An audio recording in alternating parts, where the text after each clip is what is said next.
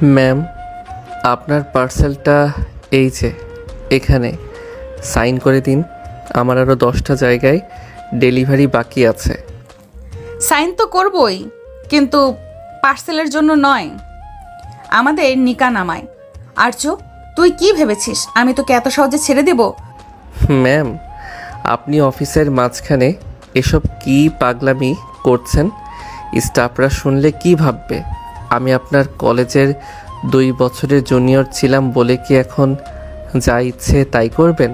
Junior ছিলি বলেই তো তোর ওপর আমার অধিকার বেশি। তুই যখন আমাদের ফেয়ারওয়েলের গিটার বাজিয়ে গান গাইছিলি সেদিন থেকেই তুই আমার। আজ এই অফিসেই কাজে ডেকেছি, তোকে বিয়ে করেই আমি আজ বাড়ি ফিরবো। অনামিকা আপু, আপনার মাথা ঠিক আছে তো? আমি একটা মেসে থাকি, পার্ট টাইম ডেলিভারি করি। আমার অসুস্থ মা বাসায় আমার পথ চেয়ে বসে আছেন। আমি কোনোভাবেই আপনাকে বিয়ে করতে পারবো না। আমার একটা বড় শারীরিক সমস্যা আছে, আমি কোনো দিন বাবা হতে পারবো না। আনিকা এবার কেবিনের দরজা লাগিয়ে দেয়। আর্যর কথা শুনে একটু না দমে বলে, বাবা হতে পারবি না তো কি হয়েছে? আমি কি তোকে বাচ্চার জন্য বিয়ে করছি? আমি তোকে ভালোবাসি, এটাই শেষ কথা। আমাদের অনেক টাকা আছে, দরকার হলে পরে ট্রিটমেন্ট করাবো, নয়তো একটা বাচ্চা অ্যাডপ্ট করব। সর্বনাশ, এ তো দেখি পাহাড়ের মতো অটল, একে কোনো অজুহাতেই টলানো যাবে না। অনামিকার নির্দেশে অফিসে সিকিউরিটি গার্ডরা দরজা পাহারা দিচ্ছে। অনামিকা ফোন বের করে ওর বড় ভাইকে অফিসে ডেকে পাঠালো। ওর ভাইও ওই কোম্পানির পার্টনার। অনামিকা, তুই কি পাগল হয়ে গিয়েছিস? অফিসের মধ্যে এই পিচ্ছি ডেলিভারি বয়ের সাথে বিয়ে? ওর না আছে কোনো স্ট্যাটাস, না আছে কোনো পরিচয়। মা শুনলে হার্ট অ্যাটাক করবে। অর্ণব ভাই, আপনার বোনকে বোঝান, আমি একদম রাস্তার ছেলে, আমার নিজের একটা ঘর পর্যন্ত নেই। ওনাকে আমি খাওয়াবো কি? আমি তো নিজেই মায়ের ওষুধের টাকা জোগাতে হিমশিম খাই। অনামিকা টেবিল থেকে একটা কাচের পেপার ওয়েট হাতে নিয়ে বলে, ভাইয়া, তুমি যদি এই বিয়েতে সায় না দাও তবে আমি আজই নিজের কপাল ফাটিয়ে পুলিশে খবর দেব যে তোমরা সবাই মিলে আমাকে টর্চার করছো। কাজী সাহেব, আপনি আগে কাগজ বের করেন। বোনের এমন মারমুখী রূপ দেখে অর্ণব ভয় পেয়ে গেল। সে জানতো অনামিকা যা বলে তা করেই ছাড়ে। বাধ্য হয়ে সে কাজীকে ইশারা করলো।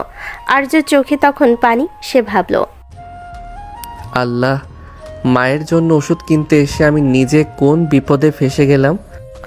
এরপর নিকা করানো হলো। আর্যর মাথায় বন্দুক ঠেকানো ছিল, তাই সে বাধ্য হয়ে বিয়ে করলো। নিকা শেষ হওয়ার পর অনামিকা জয়ের হাসিতে আর্যর কপালে একটা চুমু দিতে চাইল, কিন্তু আর্য রাগে মুখ ফিরিয়ে নিল। সে কেবিন থেকে বের হতে চাইলে আনিকার ভাই বাধা দিল। শোন ছোকরা, আমার বোনের কপাল ভালো যে তোকে পছন্দ করেছে।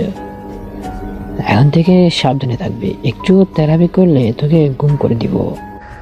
আপনারা টাকার জোরে যা খুশি তাই করছেন।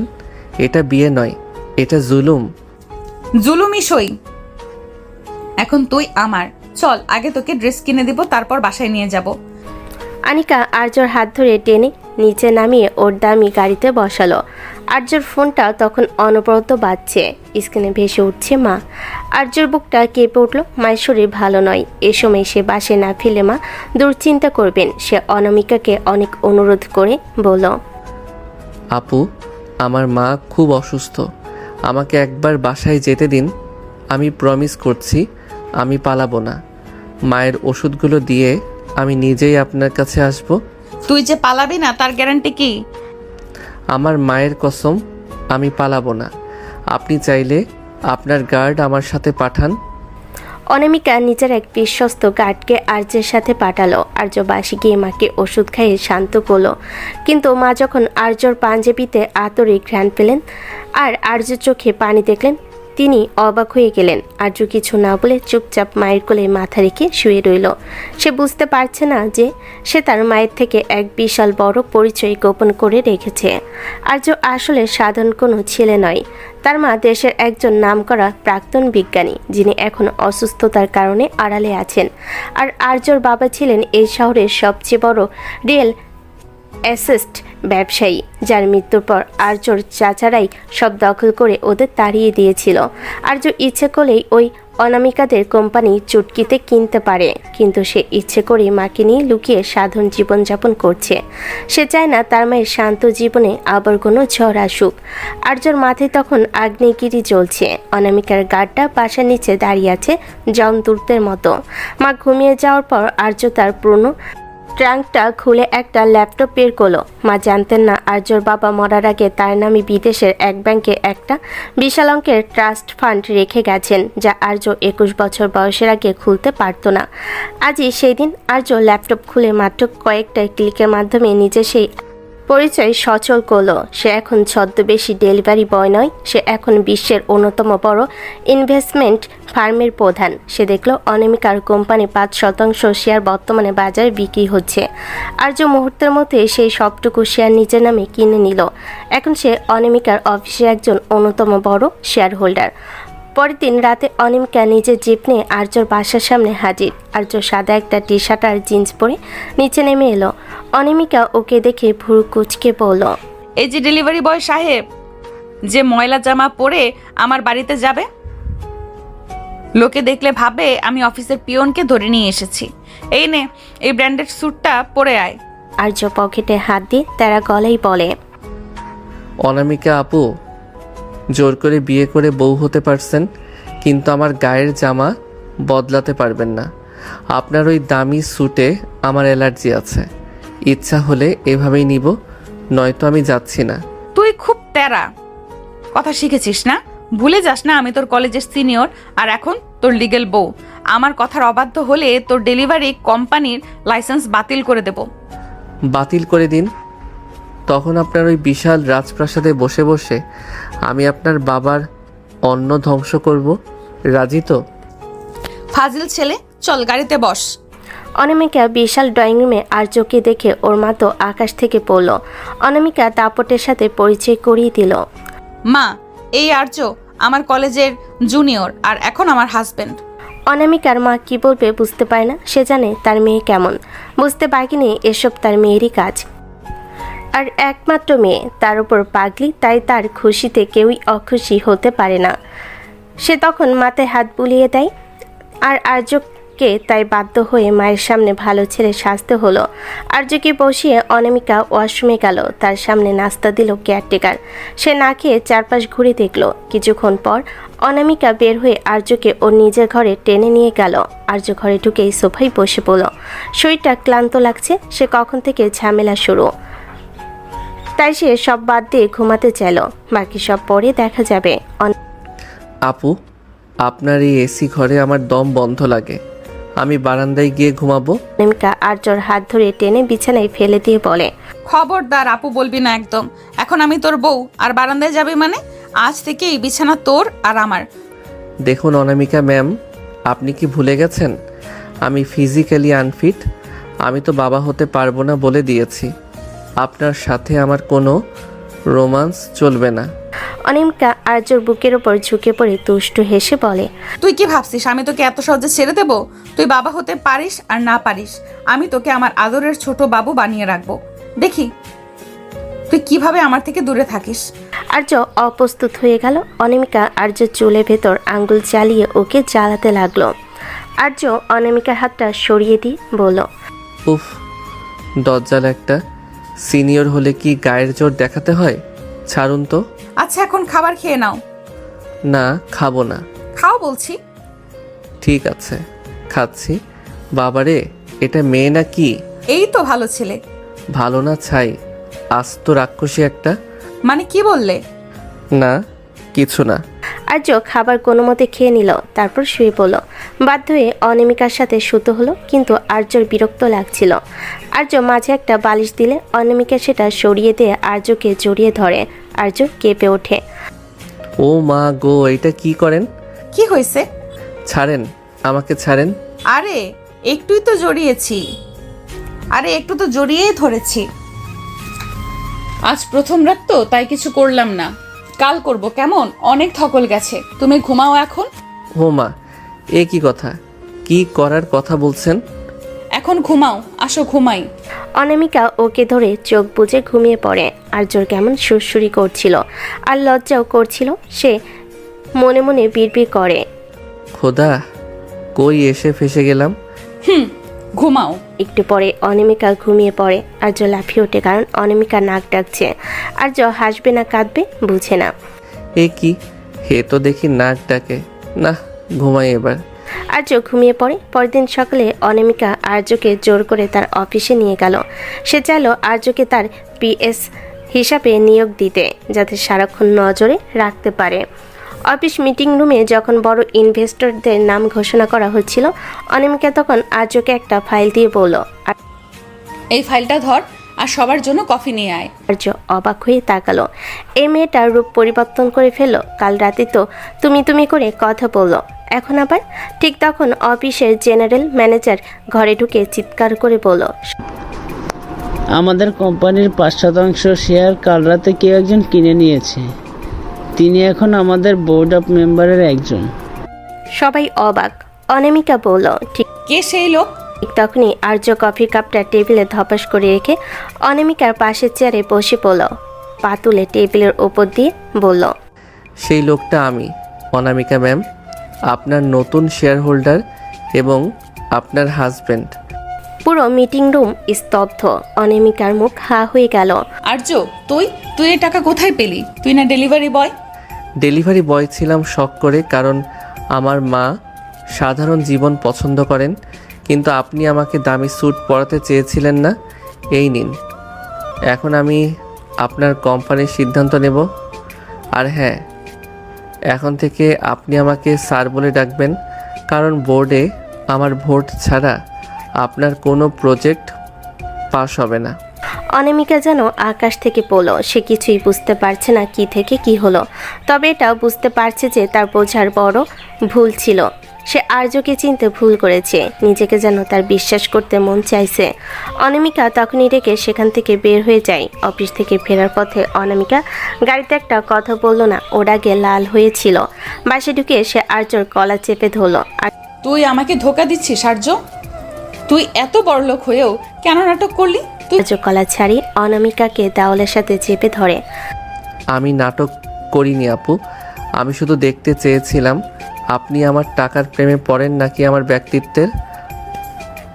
আপনি তো জোর করে বিয়ে করলেন, এখন সামলান এই কোটিপতি জামাইকে। খুব শয়তান হয়ে গেছিস। দাঁড়া, তোকে আজ এমন শাস্তি দেব যে সে আর কিনা ভুলে যাবি। বলে অনামিকা আর্যর কানে একটা থাপ্পড় দিয়ে বকতে বকতে ওয়াশরুমে চলে গেল। আর্য কানে হাত দিয়ে হাসতে হাসতে ভাবল, বউটা যেমন দজ্জাল, তেমনই কিউট, তেমনই পাগল, কিন্তু খেলা তো কেবল শুরু। কিন্তু আর্যর উপর অনামিকার রাগ যেন আরও কয়েকগুণ বেড়ে গেল। কিছুক্ষণ পর আর্য ড্রয়িং রুমে আয়েশ করে বসে ল্যাপটপে কাজ করছে, আর অনামিকা দূর থেকে ওর দিকে অগ্নিদৃষ্টিতে তাকিয়ে আছে। আর্য ল্যাপটপ থেকে চোখ না সরিয়েই বলে, এভাবে তাকিয়ে থাকলে কিন্তু নজর লেগে যাবে অনামিকা ম্যাম, চোখের পলক ফেলুন, নয়তো রাতে স্বপ্ন দেখে ভয় পাবেন। অনামিকা গটগট করে আর্যর সামনে এসে দাঁড়ায়। তো সাহস তো কম না? অফিসে সবার সামনে আমাকে ম্যাম বলে অপমান করিস, আবার ঘরে এসে নবাবে দেখাচ্ছিস। ল্যাপটপ বন্ধ কর বলছি। আমি এখন অফিসের কাজ করছি, আপনার কোম্পানির লস ঠেকাতে আমার এই কাজটা খুব জরুরি, তাই ডিস্টার্ব করবেন না। অনামিকা আর কোনো কথা না বলে আর্যর হাত থেকে ছো মেরে ল্যাপটপটা কেড়ে নিল এবং সোফার অন্য প্রান্তে ছুঁড়ে ফেলে দিল। আর্য অবাক হয়ে তাকালো। আপনি কি পাগল হয়ে গেছেন? ওটা ভেঙে গেলে কয়েক কোটি টাকার ডিল হাতছাড়া হবে। হোক গে কোটি টাকা, হোক গে কয়েক কোটি, তোর ওই ডিলের চেয়ে আমার হাজব্যান্ডের সাথে সময় কাটানো বেশি দামি। এখন ওঠ, ডিনার করবি, চল। আর্য বিরক্ত হয়ে ডাইনিং টেবিলে গিয়ে বসলো। এ মেয়ে ভালো পাগল আছে। আর্য ভেবেছিল জানার পর সে বোধহয় আর আর্যর চেহারা দেখতে চাইবে না, কিন্তু কাহিনী তো হলো উল্টা। সে ডিল বাদ করবে কোটি টাকার, কিন্তু আর্যর সাথে সময় কাটানো মিস করবে না। এমনি অনামিকা নিজের হাতে আর্যকে খাইয়ে দিতে চাইল। আর্য বিরক্ত হলো। দেখুন, আমার হাত আছে, আমি ছোট বাচ্চা নই যে আপনি আমাকে লোকমা তুলে খাওয়াবেন। তুই আমার জুনিয়র ছিলি, এখনো আমার কাছে পিচ্চিই আছিস। মুখ খোল বলছি, নয়তো কানের নিচে একটা দেব। আর্য বাধ্য হয়ে মুখ খুলল। অনামিকা মুচকি হেসে আদর করে আর্যর গাল টিপে দিল। আর্যর মেজাজ তখন তুঙ্গে। সে ভাবল, এই মেয়েটা কি কোনো দিন স্বাভাবিক হবে না? সারাক্ষণ শুধু দাদাগিরি আর প্রেমের পাগলামি। এ তো পুরো উন্মাদ আমার প্রেমে।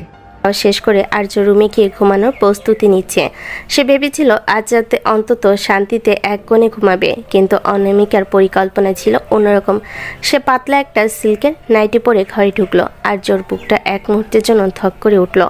আর্য বিছানায় শুয়ে পাশ ফিরে থাকার চেষ্টা করলো। অনামিকা এসে পেছন থেকে আর্যকে শক্ত করে জড়িয়ে ধরলো। উফ, ছাড়ুন তো, গরম লাগছে। আপনি এভাবে কেন চিপকে থাকছেন? গরম লাগলে এসি বাড়িয়ে দিচ্ছি, কিন্তু আমি তোকে ছাড়ছি না। তুই আজ সারাদিন আমাকে খুব জ্বালিয়েছিস, এখন তার পেনাল্টি দিতে হবে। অনামিকা আর্যর ঘাড়ে আলতো করে কিস করতে লাগলো। আর্য শিহরিত হয়ে উঠল, কিন্তু সে নিজের বিরক্তি বজায় রেখে বলল, দেখুন অনামিকা, আমি আপনাকে বলেছি না যে আমি ফিজিক্যালি আনফিট? আপনি কেন অযথা চেষ্টা করছেন? অনামিকা আর্যকে নিজের দিকে ঘুরিয়ে নিয়ে ওর চোখের দিকে তাকিয়ে থাকে। তুই মিথ্যা বলছিস আর্য। তোর চোখের ভাষা বলছে তুই আমাকে চাস। তোর ওই সায়েন্টিফিক যুক্তি আর ব্যবসায়িক বুদ্ধি এখন আলমারিতে তুলে রাখ। এখন শুধু তুই আর আমি, আর তাছাড়া তনফিটের গুষ্টি মারে বাপ। আমি ফিটমিট চাই না, তোকে চাই। অনামিকা আর্য ঠোঁটে আঙ্গুল বুলি ওকে পাগল করে তুলতে লাগলো। আর্য নিজেকে নিয়ন্ত্রণ করার চেষ্টা করলো। অনামিকার মাদকতাময় সান্নিধ্যে সে হার মানতে শুরু করলো। অনামিকা জোর করে আর্যর উপর চড়াও হলো। সে আর্যর শার্টের বোতামগুলো একে একে খুলতে শুরু করলো। আপনি খুব অসভ্য হয়ে গেছেন। বউদের একটু অসহ্য হতে হয় আর্য, নয়তো তোর মতো কাঠখোট্টা ছেলেকে বসে আনা সম্ভব না। অনামিকা আর্য ঠোঁটজোড়া নিজের দখলে নিয়ে নিল। আর্য প্রথমে বাধা দিল, ধীরে ধীরে সেও নিজের অনামিকার গভীরে হারিয়ে যেতে লাগলো। দীর্ঘক্ষণে সেই উত্তপ্ত রোমাঞ্চার শারীরিক ঘনিষ্ঠতায় আর্যর সব রাগ আর বিরক্তি যেন কর্পূরের মতো উড়ে গেল। সে বুঝতে পারল এই দজ্জাল স্নেহ মেয়েটার ভালোবাসার টান উপেক্ষা করা তার পক্ষে অসম্ভব। কিন্তু সে স্বীকার করবে না কখনো সেটা, কারণ তার অনেক কাজ বাকি এখনও।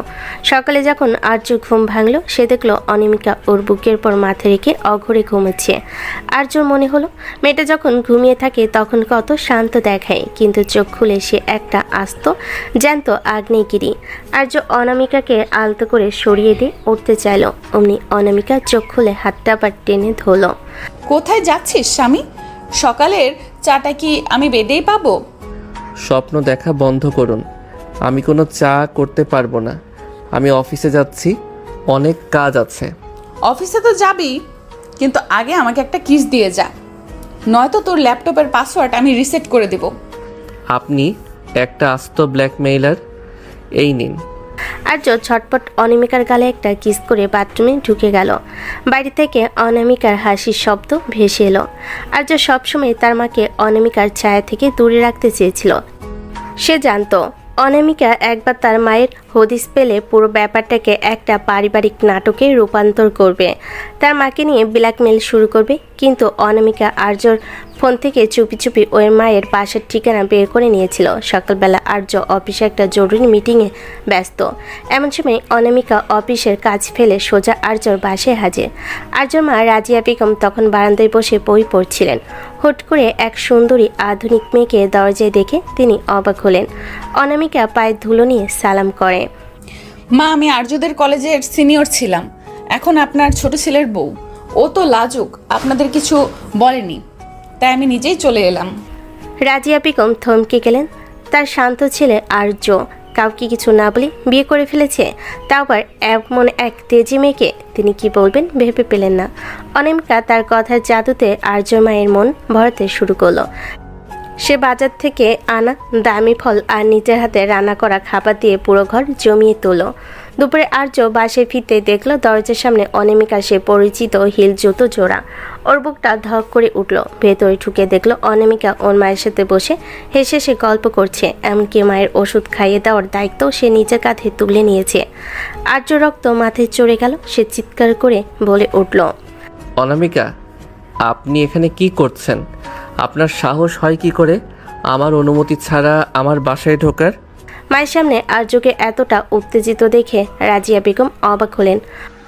আর্য, ও তোমার বউ, এভাবে কেন কথা বলছিস? মেয়েটা কত লক্ষ্মী, আমাকে কত সময় দিল। মা, তুমি চেনো না একে। ও কোনো লক্ষ্মী মেয়ে না, ও একটা জেদি ব্ল্যাকমেইলার। অনামিকা, এখনই আমার বাসা থেকে বের হন। অনামিকা শান্ত হয়ে উঠে দাঁড়ালো। তার চোখে তখন এক ধরনের বিদ্রুপের হাসি।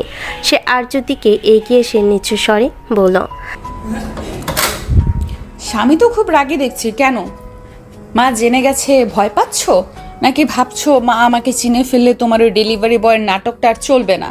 আর্য অনামিকাকে এক প্রকার টেনে হিসে তার ছোট্ট রুমটার ভিতর নিয়ে গেল এবং সজোরে দরজা আটকে দিল। আর্য দাঁতে দাঁত চেপে বলল, আপনার সমস্যা কি অনামিকা? আমার লাইফটা কি আপনার অফিসের ফাইল যে যখন খুশি উল্টাপাল্টা করবেন? কেন আমার মাকে এর মধ্যে টানলেন? অনামিকা আর্যর পাঞ্জাবি কলা ধরে নিচের দিকে টেনে নেয়। তোর লাইফ এখন থেকে আমার লাইফ আর্য। তুই আমাকে বিয়ে করেছিস, ভুলে যাস না। তুই আমাকে লুকিয়ে রাখবি আর আমি সেটা মেনে নিব? আমি তোকে সবার সামনে নিজের করে পেতে চাই। ভালোবাসা মানে দখলদারি নয় অনামিকা। আপনি বড়লোক বলে কি যা খুশি তাই করবেন? আমি আপনাকে ঘৃণা করি আপনার এই ব্যবহারের জন্য। ঘৃণা শব্দটা শুনে অনামিকার চোখ জলজল করে উঠল। সে আর্যকে ধাক্কা দিয়ে খাটের উপর ফেলে দিল এবং ওর উপরে চড়ে বসলো। ঘৃণা করিস? কতটুকু ঘৃণা করিস দেখি? যত ঘৃণা করবি তত বেশি তোকে আমি কাছে টানবো। তুই কি ভেবেছিস চিল্লাইলে আমি ভয় পাবো? এই যে শোন, আজ থেকে আমি এখানেই থাকবো, তোর এই ছোট্ট ঘরে তোর সাথে। অসম্ভব, আমার মায়ের এখানে শান্তি দরকার। আপনি এখানে থাকলে তিলকে তাল করবেন। শান্তি তো আমি দেবই দেব মাকে, আর তোকে দেব অশান্তি। অনামিকা আর্যর উপর ঝুঁকে পড়ে ওর টি শার্টের নিচে হাত ঢুকিয়ে দিল। আর্য মুসরামুসি করতে লাগলো। ছাড়ুন অনামিকা, মা পাশের রুমে আছে, একটু তো লজ্জা পান। মা তো জানি আমরা বিবাহিত, লজ্জা পাওয়ার কি আছে? আর তুই যত বেশি ছটফট করবি আমি তত বেশি তোকে কষ্ট দেব। অনামিকা আর্যর কানে কামড় দিয়ে ধরল। আর্য ব্যথায় আর উত্তেজনায় কুঁকড়ে গেল। অনামিকা ওর ঠোঁট জোড়া কামড়ে ধরে এমনভাবে কিস করতে লাগলো যেন ও আর্যর সব রাগ শুষে নিতে চায়। আর্যর বিরক্তি তখন অন্য উচ্চতায়। সে রাগ করে অনামিকাকে দুহাতে জড়িয়ে ধরে ঝামটা মারল, কিন্তু অনামিকা ওর গায়ের উপর লেপ্টে রইল। আর্য হাঁপাতে হাঁপাতে বলল, আপনি আপনি একটা জঙ্গলি মেয়ে, সিনিয়র হয়েও আপনার কোনো জ্ঞান নেই। জ্ঞান নেই বলেই তো তোকে কবজা করেছি। এখন চুপচাপ পড়ে থাক, নয়তো মাকে ডাক দিয়ে বলবো তুই আমাকে মারছিস। আর্য অসহায়ভাবে সিলিংয়ের দিকে তাকিয়ে রইল। এই তেজি বইয়ের হাত থেকে তার মুক্তি নেই। রাতের অন্ধকারে অনামিকা আর্য বুকের পশম নিয়ে খেলা করতে করতে ফিস ফিস করে বলল, কাল থেকে আমরা একসাথে অফিসে যাব, আর হ্যাঁ, মাকেও আমাদের সাথে ওই বড় বাড়িতে নিয়ে যাব। আর্য কোনো উত্তর দিল না। সে শুধু ভাবল, তার মা যদি কোনোভাবে জানতে পারে যে আর্যর ব্যাপার খুনি আর এই অনামিকার পরিবারের মধ্যে কোনো যোগসূত্র আছে, তবে কি হবে? যদিও আর্য সেটা কাউকে বলেনি। আসলে আর্যকে অনামিকা জোর করে বিয়ে করেনি, আর্যই ইচ্ছে করে বিয়ে করেছে। অনামিকা সেটা জানতো না। মূল কারণ হলো আর্য প্রতিশোধ নেবে তার বাবার খুনির, কিন্তু অনামিকা তাদের জোর করতে থাকলো অনামিকার বাড়িতে উঠতে। অনামিকার জেদের কাছে হার মেনে আর্য তার মাকে নিয়ে অনামিকার সেই রাজপ্রাসাদে উঠতে বাধ্য হলো। আর্যর মা ভাবছেন তার ছেলে বড় ঘরের মেয়ে বিয়ে করে সুখে আছে, কিন্তু আর্যর বুকের ভেতর তখন প্রতিশোধের আগুন জ্বলছে। সে জানে এই শহরে তার বাবার সেই পুরনো বিজনেস পার্টনার দিগন্ত শিকদার বাস করে, যে বিশ্বাসঘাতকতা করে আর্যর বাবাকে নিঃস্ব করে দিয়েছিল। আর তার মুখোমুখি হতে পারবে একমাত্র অনামিকাকে বিয়ে করে, কারণ অনামিকার পরিবারের সাথে তার যোগাযোগ আছে। সে অনামিকাদেরই বিজনেস পার্টনার, অনামিকার ভাই অর্ণবের পার্টনার, এবং অর্ণব এতে জড়িত। নতুন বিশাল বেডরুম, চারিদিকে সাজানো গোছানো, কিন্তু আর্যর মন পড়ে আছে তার পুরনো ডায়েরিতে। অনামিকা ঘরে ঢুকে দেখলো আর্য জানালার পাশে দাঁড়িয়ে সিগারেট টানছে, যা সে সাধারণত করে না। অনামিকা পেছন থেকে জড়িয়ে ধরে। আমার রাজপ্রাসাদ কি তোমার পছন্দ হচ্ছে না স্বামী? নাকি এখনো ওই ছোট ঘরটার মায়া ছাড়তে পারোনি? টাকার চাকচিক্য আমাকে কোনোদিন টানে না অনামিকা। আপনি জোর করে আমাকে এখানে এনেছেন ঠিকই, কিন্তু আমার মনটাকে কোনোদিনও এই চার দেয়ালে বন্দি করতে পারবেন না। অনামিকা রেখে আর্যর হাতের সিগারেটটা কেড়ে নিয়ে ছুঁড়ে ফেলে দিল। সে আর্যর কলার ধরে দেওয়ালের সাথে চেপে ধরে। মন আমি বুঝি না, আমি শুধু বুঝি তুই আমার। আজ আমাদের এই নতুন বাড়িতে প্রথম রাত, আর তুই কিনা উদাসীন হয়ে থাকবি? আমি কি তোর কাছে এতটাই ফেলনা অনামিকা আর্য শার্টের বোতামগুলো ছিঁড়ে ফেলল। তার চোখে তখন নেশা আর অধিকার বোধের আগুন। সে আর্য বুকের উপর নখ দিয়ে আঁচড় কাটতে কাটতে বলল, আজ রাতে আমি তোকে এক মুহূর্তের জন্য শান্তিতে থাকতে দিব না। তুই যত দূরে যেতে চাইবি আমি তোকে ততটাই বেশি ফেলবো। আজও বিরক্তি তখন চরমে, কিন্তু অনামিকার শরীরের উষ্ণতা আর সেই তীব্র ঘ্রাণ তাকে দিশেহারা করে দিচ্ছিল। অনামিকা আর্য ঠোঁটজোড়া নিজের দখলে নিয়ে নিল। আর্য রাগ তখন কামনেই রূপ নিল। সে অনামিকাকে পাজকলা করে বিছানায় আশ্রে ফেল। সিনিয়র আপু হওয়ার অনেক শখ আপনার, তাই না? আজ বুঝবেন সিনিয়র হওয়ার জ্বালা কত। সেই রাতে অনামিকার সব দাপট আর্যর পুরুষত্বের কাছে মিলান হয়ে গেল।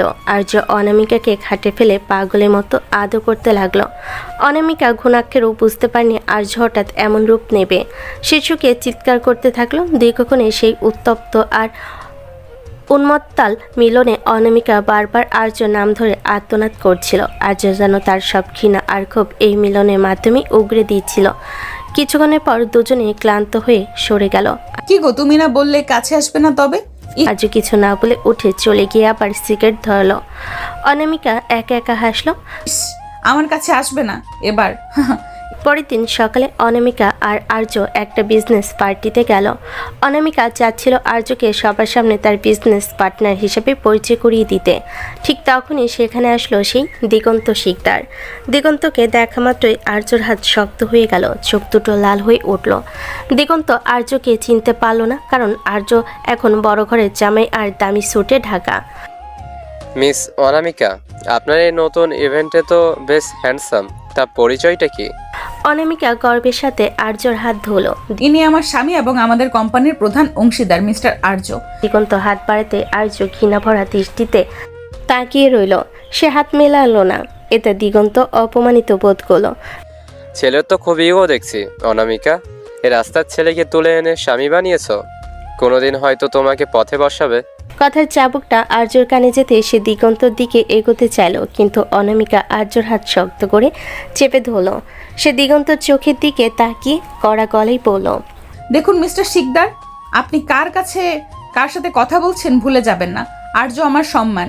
ও যদি রাস্তার ছেলেও হয় তবে সেই রাস্তার মালিক হওয়ার ক্ষমতাও আমি রাখি। আর হ্যাঁ, ওর দিকে আর একবার আঙুল তুললে আপনার পুরো বিজনেস আমি গুড়িয়ে দিব। Get out. পার্টিতে শোরগোল পড়ে গেল। আর্য অবাক হয়ে অনামিকার দিকে তাকালো। যে মেয়েটা ঘরে তাকে নিয়ে সারাক্ষণ ন্যাকামি করে আর জোর জবরদস্তি করে, সে বাইরে মানুষের সামনে তার জন্য এত বড় ঢাল হয়ে দাঁড়াতে পারে।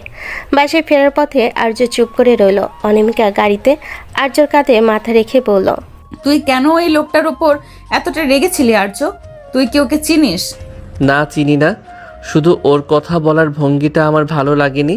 আর্য মনে মনে ভাবল, অনামিকা যদি কোনোদিন জানতে পারে যে তার নিজের ভাই অর্ণব আসলে দিগন্ত শিকদরের সাথে মিলে আর্যর বাবাকে ধ্বংস করার প্ল্যানে জড়িত ছিল, তবে কি হবে? অনামিকা কি তখন তার স্বামীর পক্ষ নেবে নাকি নিজের ভাইয়ের? তবে তাকে ধীরে ধীরে এগোতে হবে। এরপর বেশ কিছুদিন কেটে যায়। আর্যর দিনকাল এখন এক অদ্ভুত রুটিনে চলছে। সকালে অফিসে অনামিকার তেরা কথা সহ্য করা, আর রাতে অনামিকার কামকার আদরে অত্যাচারের শিকার হওয়া। আর্য চাচ্ছিল দিগন্ত শিকদার আর তার ভাই অর্ণবের গোপন ডিলগুলো ফাঁস করতে, কিন্তু অনামিকা তাকে এক মুহূর্তের জন্য ল্যাপটপ বা ফোনের কাছে ঘেঁষতে দিচ্ছে না। আর সব বের করার জন্য বাধ্য হয়ে তাকে অনামিকার অত্যাচারও সহ্য করতে হচ্ছে।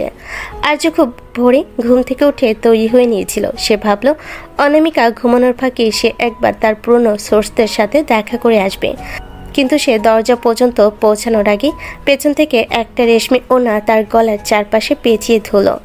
অনামিকা ওড়নাটা টেনে আর্যকে নিজের কাছে এনে বলে, কোথায় পালানোর চেষ্টা হচ্ছে মিস্টার হাজবেন্ড? আমি ঘুমালে কি তুমি ডানা গজিয়ে উড়ে যাবে ভেবেছিলে? আর্য বিরক্ত হয়ে ওড়না ছাড়ানোর চেষ্টা করে। উফ, অনামিকা ছাড়ুন তো, আমার একটা জরুরি কাজ আছে।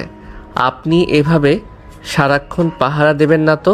অনামিকা আর্যর কানে মুখ নিয়ে ফিসফিস করে, আজ অফিসের ছুটি, আর আজ তোমার কোনো কাজ নেই।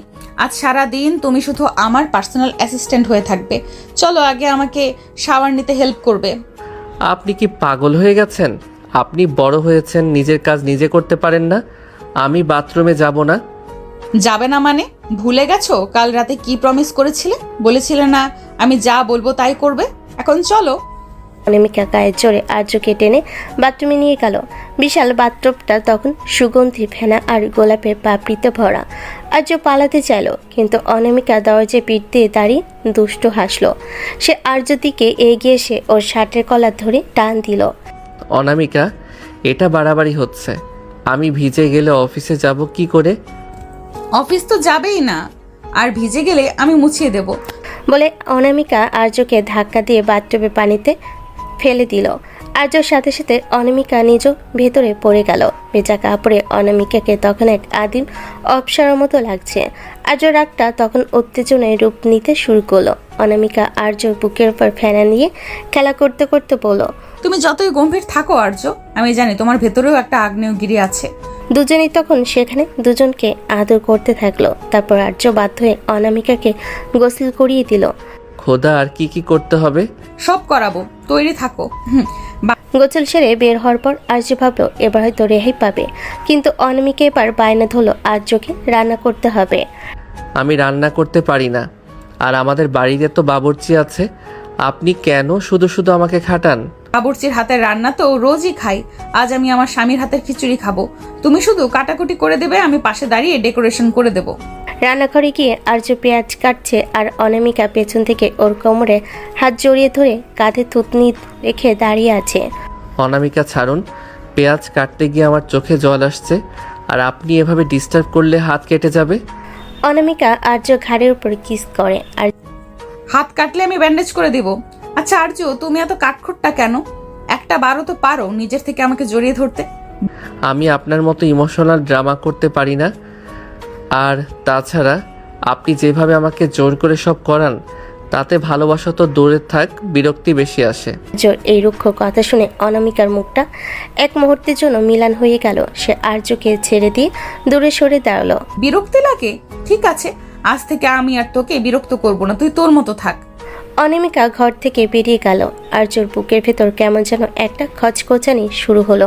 সে কি একটু বেশি বলে ফেলো? মেয়েটা তো শুধু তাকে একটু সময় দিতে চেয়েছিল। সারাদিন অনামিকা আর্যর সাথে একটাও কথা বলল না। এমনকি ডিনারের সময় সে নিজের ঘরে দরজা বন্ধ করে বসে রইল। আর্যর মা রাজিয়া বেগম এসে আর্যকে ধরলেন। আর্য, বৌমার সাথে কি ঝগড়া করেছিস? মেয়েটা বিকেল থেকে কিচ্ছু খায়নি, যা ওকে মানিয়ে আয়। আর্য অনিচ্ছা সত্ত্বেও অনামিকার ঘরে ঢুকলো। দেখলো অনামিকা বিছানায় শুয়ে আছে, চোখ দুটো লাল। আর্য কাছে গিয়ে বসলো। অনামিকা, শুনুন, সরি, আসলে আমার মেজাজটা অন্য কারণে খারাপ ছিল। আপনি ডিনার করবেন না? অনামিকা কোনো উত্তর দিল না। আর্য যখন আবার ডাকতে গেল, অনামিকা হুট করে আর্যকে জড়িয়ে ধরে হাওমা করে কেঁদে দিল। তুই খুব খারাপ আর্য, আমি জানি। তুই আমাকে মন থেকে মানতে পারিসনি। তুই শুধু তোর মায়ের জন্য আর আমার টাকার ভয়ে এখানে আছিস। তুই আমাকে ঘৃণা করিস। আর্য এবার আর নিজেকে ধরে রাখতে পারল না। সে অনামিকার চোখের পানি মুছে দিয়ে ওকে নিজের বুকের সাথে চাপটে ধরল। আমি আপনাকে ঘৃণা করি না অনামিকা, শুধু আপনার এই সিনিয়র ইমেজ আর জোর করাটা আমার ইগোতে লাগে। আসলে আমি আপনাকে পছন্দ করতে শুরু করেছি। পছন্দ করি শুনে অনামিকার কান্না থেমে গেল। সে ভেজা চোখে আর্যর দিকে তাকিয়ে দুষ্ট হাসি দিল। সত্যি? তবে তার প্রমাণ দাও। বলে অনামিকা আর্যকে বিছানায় শুয়ে দিল। তার রোমান্টিক পাগলামি আবার শুরু হলো। সে আর্যর ঠোঁট জোড়া নিজের দখলে নিয়ে নিল। আর্য এবার আর বাধা দিল না। সে নিজেও অনামিকার উন্মত্তায় ভালোবাসে সাড়া দিল। রাত যখন গভীর, অনামিকা যখন আর্য বুকে মাথা রেখে অঘরে ঘুমোচ্ছে, আর্যর ফোনে একটা মেসেজ এলো। তার এক সোর্স পাঠিয়েছে, অনবার দিগন্ত শিকদার আজ রাতে এক গোপন ডিল করছে। জায়গাটা ও পুরনো গোডাউন। আর্যর চোল শক্ত হয়ে এলো। রাত তখন আড়াইটা, পুরো প্রাসাদ নিস্তব্ধ। আর্য খুব সাবধানে অনামিকার জড়িয়ে থাকা হাতটা সরিয়ে দিল। অনামিকার গভীর ঘুমে ওর চেহারায় একটা প্রশান্তি। আর্য এক মুহূর্তের জন্য খারাপ লাগলো, কিন্তু পরক্ষণেই দিগন্ত শিকদারের সেই নোংরা হাসির কথা মনে পড়তেই ওর রক্ত টকবক করে ফুটতে শুরু করলো। আর্য একটা কালো হুডি পরে কোমরে একটা ছোট্ট চোরা গুজে নিঃশব্দে জানালার পাইপ বেয়ে নিচে নেমে এলো। ও জানতো সদর দরজা দিয়ে গেলে গার্ডটা অনামিকাকে খবর দিয়ে দিবে। শহরের শেষ প্রান্তে সেই পুরনো পরিত্যক্ত গোডাউনে আর্য আড়ালে দাঁড়িয়ে দেখলো অনামিকার ভাই অর্ণব আর দিগন্ত শিকদার হ্যান্ডশেক করছে। অর্ণব তোমার বোন তো ওই রাস্তার ছেলেকে নিয়ে মেতে আছে। এই সুযোগে আমরা অনামিকার কোম্পানির সব গোপন তথ্য হাতিয়ে নেব। ও যখন টের পাবে তখন ওর আর কিছু বাকি থাকবে না। ডেভিড, আরে দিগন্ত দা, অনামিকা তো এখন বাসরাত কাটাতে ব্যস্ত। ও তো বুঝতেই পারছে না যে আর্য আসলে আমাদের জন্য একটা কাল হয়ে দাঁড়িয়েছে। ওটাকে সরিয়ে দেওয়ার ব্যবস্থা করো। অর্ণবের মুখ থেকে নিজের বোনকে ঠকানোর কথা শুনে আর্যর মাথা ঠিক রইল না। ও অন্ধকার থেকে বেরিয়ে এলো, হাতে একটা লোহার রড। কাকে সরানোর কথা বলছেন অর্ণব ভাই? আপনার নিজের বোনকে পথে বসিয়ে আপনি সুখী হবেন? দিগন্ত আর অর্ণব চমকে উঠল। আর্যর চোখের দৃষ্টি তখন ওই এতই শীতল যে দিগন্তের মতো খুনিও এক মুহূর্তের জন্য কেঁপে উঠল। গার্ডদের উপর ভরসা করা ছেড়ে দিন। আমি অনেক আগে আপনাদের এই নোংরা খেলার কথা জেনে গেছি। আর্য কোনো কথা না বাড়িয়ে ঝাঁপিয়ে পড়ল দিগন্তর ওপর। রড দিয়ে দিগন্তর হাতে সজোরে আঘাত করলো। দিগন্তর চিৎকার গোডাউনের দেওয়ালে প্রতিধ্বনিত হলো। অর্ণব তখন ভয়ে কাঁপছে। ঠিক সেই মুহূর্তে গোডাউনের বাইরে কয়েকটা গাড়ির হেডলাইটের আলো পড়লো। পুলিশ আর গার্ডদের সাথে গাড়ি থেকে নামলো অনামিকা। অনামিকা ঘরে আর্যকে না পেয়ে জিপিএস ট্র্যাক করে এখানে চলে এসেছে। ও যখন দেখলো রক্তমাখা রড হাতে দাঁড়িয়ে আছে আর ওর ভাই অর্ণব মাটিতে পড়ে আছে, ও চিৎকার করে উঠল। অর্ণব দৌড়ে এসে আর্যর হাত চেপে ধরে। আর আর্য, তুমি কি পাগল হয়ে গেছো? তুমি আমার ভাইকে মারতে চাচ্ছ? কি হচ্ছে এসব? অনামিকার এক হাত ছটকে সরিয়ে দিয়ে বলে, আপনার ভাইকে জিজ্ঞেস করুন তিনি আপনার সাথে কি বেইমানি করছিলেন। আপনার ভালোবাসার মানুষরা আপনাকে ধ্বংস করার প্ল্যান করছে, আর আপনি আসছেন আমার উপর দাদাগিরি করতে। অর্ণব যাই করুক, ও আমার রক্ত। ওর গায়ে হাত তোলার কে? তুমি ওর গায়ে হাত তোলার কে? তুমি চলো এক্ষুনি আমার সাথে বাসায়, এটা পুলিশে দেখবে। না, পুলিশ আসার আগেই আমি দিগন্ত শিকদারকে শেষ করব। ও আমার বাবাকে মেরেছে, আমার মাকে পথে বসিয়েছে। আজ এর বিচার আমি নিজেই করব। কি বলছো কি এসব? উনি তোমার বাবাকে মেরেছে? হ্যাঁ, আর আপনার ভাইও জড়িত আছে। অনামিকার মাথা ঘুরছে এসব শুনে। সে কি করবে বুঝতে পারলো না। আর্য আবার দিগন্তর দিকে এগোতে চাইল, কিন্তু অনামিকা আর্যর সামনে এসে ঢাল হয়ে দাঁড়ালো। সে আর্যর কলা ধরে পাগলের মতো ঝাঁকাতে লাগলো। তুমি খুনি হতে পারো না আর্য, আমি তোমাকে খুনি হতে দেব না। তুমি যদি ওকে মারো তবে আগে আমার বুকের ওপর দিয়ে যেতে হবে। তুমি আমার কথা শুনছো না কেন? অনামিকা, বারবার সিনিয়রিটি দেখাবেন না। আমি আপনার কেনা গোলাম নই। আজ মাঝপথে বাধা দিলে আমি আপনার সাথেও সব সম্পর্ক শেষ করে দেব। পুলিশ দিগন্ত আর অর্ণবকে অ্যারেস্ট করে নিয়ে গেল। অনামিকা প্রভাবে অর্ণবকে আলাদা হেফাজতে রাখা হলো। বাসে ফেরার পর আর্য আর অনামিকার মাঝে এক বিশাল দেওয়াল তৈরি হলো। রুমে ঢোকার পর অনামিকা দরজা আটকে দিয়ে আর্যর উপর চড়া হলো। তুমি আমাকে একবারও কেন বললে না? তুমি আমাকে এত বড় কথা লুকালে কেন? তুমি কি আমাকে বিশ্বাস করো না? বিশ্বাস করব কিভাবে? আপনার ভাই আমার বাবার খুনিদের সাথে জড়িত। আপনি থাকলে হয়তো আবেগে সব নষ্ট করে দিতেন। আর আপনার এই ডমিনেটিং স্বভাব আমার একদম পছন্দ না। ডমিনেটিং? আমি তোমাকে ভালোবাসি বলে তোমাকে আগলে রাখতে চাই, আর তুমি সেটাকে ডমিনেশন বলছো? তুমি জানো না আমি তোমার জন্য কি কি করতে পারি? অনামিকা ডয়ের থেকে একটা ছোট্ট ছুরি বের করে নিজের কবজিতে ধরলো। ওর পাগলামি তখন চরমে। তুমি যদি এখন আমাকে বলো যে তুমি আমাকে ক্ষমা করে দিয়েছো আর আমাকে ছাড়া কোথাও যাবে না, তবে আমি এখনই এটা চালাবো। চালান। আপনার এই ইমোশনাল ব্ল্যাকমেল আমি কবে থেকে দেখে আসছি। আপনি ভাবছেন আমি ভয় পেয়ে আপনাকে জড়িয়ে ধরব? না অনামিকা, আজ আমি আপনার এই পাগলামির কাছে হার মানব না। আর্য অনামিকার হাত থেকে ছুরিটা কেড়ে নিয়ে ছুঁড়ে ফেলে দিল। এরপর ওকে শক্ত করে ধরে বিছানায় শুয়ে দিল।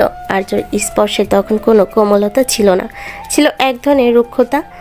আপনি কি ভেবেছেন শুধু রোমান্স আর জোর দিয়ে আমাকে বশ করবেন? আপনি ভুল ভাবছেন। এখন থেকে আমি আমার মতো চলবো। আপনি আমার উপর কোনো হুকুম চালাতে পারবেন না। অনামিকা কান্নায় ভেঙে পড়ল। সে আর্যর হাত জড়িয়ে ধরে মিনতি করতে লাগলো। আর্য, প্লিজ এমন কঠিন হইও না। আমি মরে যাব তোমাকে ছাড়া। আমি অর্ণবকে ত্যায্য করব, সব করব, শুধু তুমি আমাকে ছেড়ে যেও না। আর্য কোনো উত্তর দিল না। সে অনামিকাকে জড়িয়ে ধরল ঠিকই, কিন্তু ওর চোখে দৃষ্টি ছিল স্থির আর শীতল। সে বুঝতে পারছে এই লড়াইটা কেবল শুরু হলো। অনামিকা তাকে ভালোবাসে, কিন্তু এই ভালোবাসা যখন শৃঙ্খল হয়ে দাঁড়ায় তখন আর্য সেটা ভাঙতে দ্বিধাবোধ করবে না। সকাল হওয়ার আগে আর্য দেখলো অনামিকা ওর বুকে মুখ লুকিয়ে ফুপিয়ে কাঁদছে। আর্যর একটু মায়া লাগলো, কিন্তু ও নিজেকে শক্ত রাখলো। ও জানে অর্ণবকে জেল থেকে বের করার জন্য অনামিকা নিশ্চয়ই কোনো চাল চালবে, আর আর্য সেটা হতে দেবে না। সকালবেলা আর্য তৈরি হয়ে নিজের ল্যাপটপ নিয়ে বের হতে যাবে, তখনই রুমের ভেতর থেকে একটা বিকট শব্দ হলো। আর্য দৌড়ে রুমে ঢুকে দেখলো অনামিকা মেঝেতে পড়ে আছে, ওর কপালে আর মুখটা যন্ত্রণায় কুঁচকে আছে। অনামিকা, কি হয়েছে আপনার? পড়ে গেলেন কিভাবে? উফ আর্য, আমার মাথাটা প্রচন্ড চক্কর দিচ্ছে, মনে হচ্ছে পৃথিবীটা লাটিমের মতো ঘুরছে। উফ, আমি মনে হয় আর বাঁচবো না। মাথা ঘুরলে মেঝেতে কেন? বিছানায় শুতে পারেন না? দাঁড়ান, আমি ডাক্তার ডাকছি। না, কোনো ডাক্তার না, ডাক্তার দেখলে আমার প্রেশার আরো বেড়ে যায়। তুমি শুধু পাশে বসো। মাগো, আমার হার্ট মনে হয় বন্ধ হয়ে যাচ্ছে। আর্য দীর্ঘশ্বাস ফেলে অনামিকাকে পা জকলা করে বিছানায় শুয়ে দিল। ও বুঝতে পারছে এটা অনামিকার কোনো নতুন ড্রামা, কিন্তু মায়ের কথা ভেবে ঝুঁকি নিতে পারছে না। অনামিকা শুয়ে শুয়ে মিটমিট করে হাসছে। আর্য পাশে বসে কপালে জলপট্টি দিতে শুরু করলো। আর্য, আমার খুব শীত করছে, এসিটা বন্ধ করে আমাকে একটু জড়িয়ে ধরবে? ডাক্তাররা বলে হিউম্যান টাচ নাকি সব রোগের ওষুধ। ডাক্তাররা বলে নাকি আপনি বলছেন?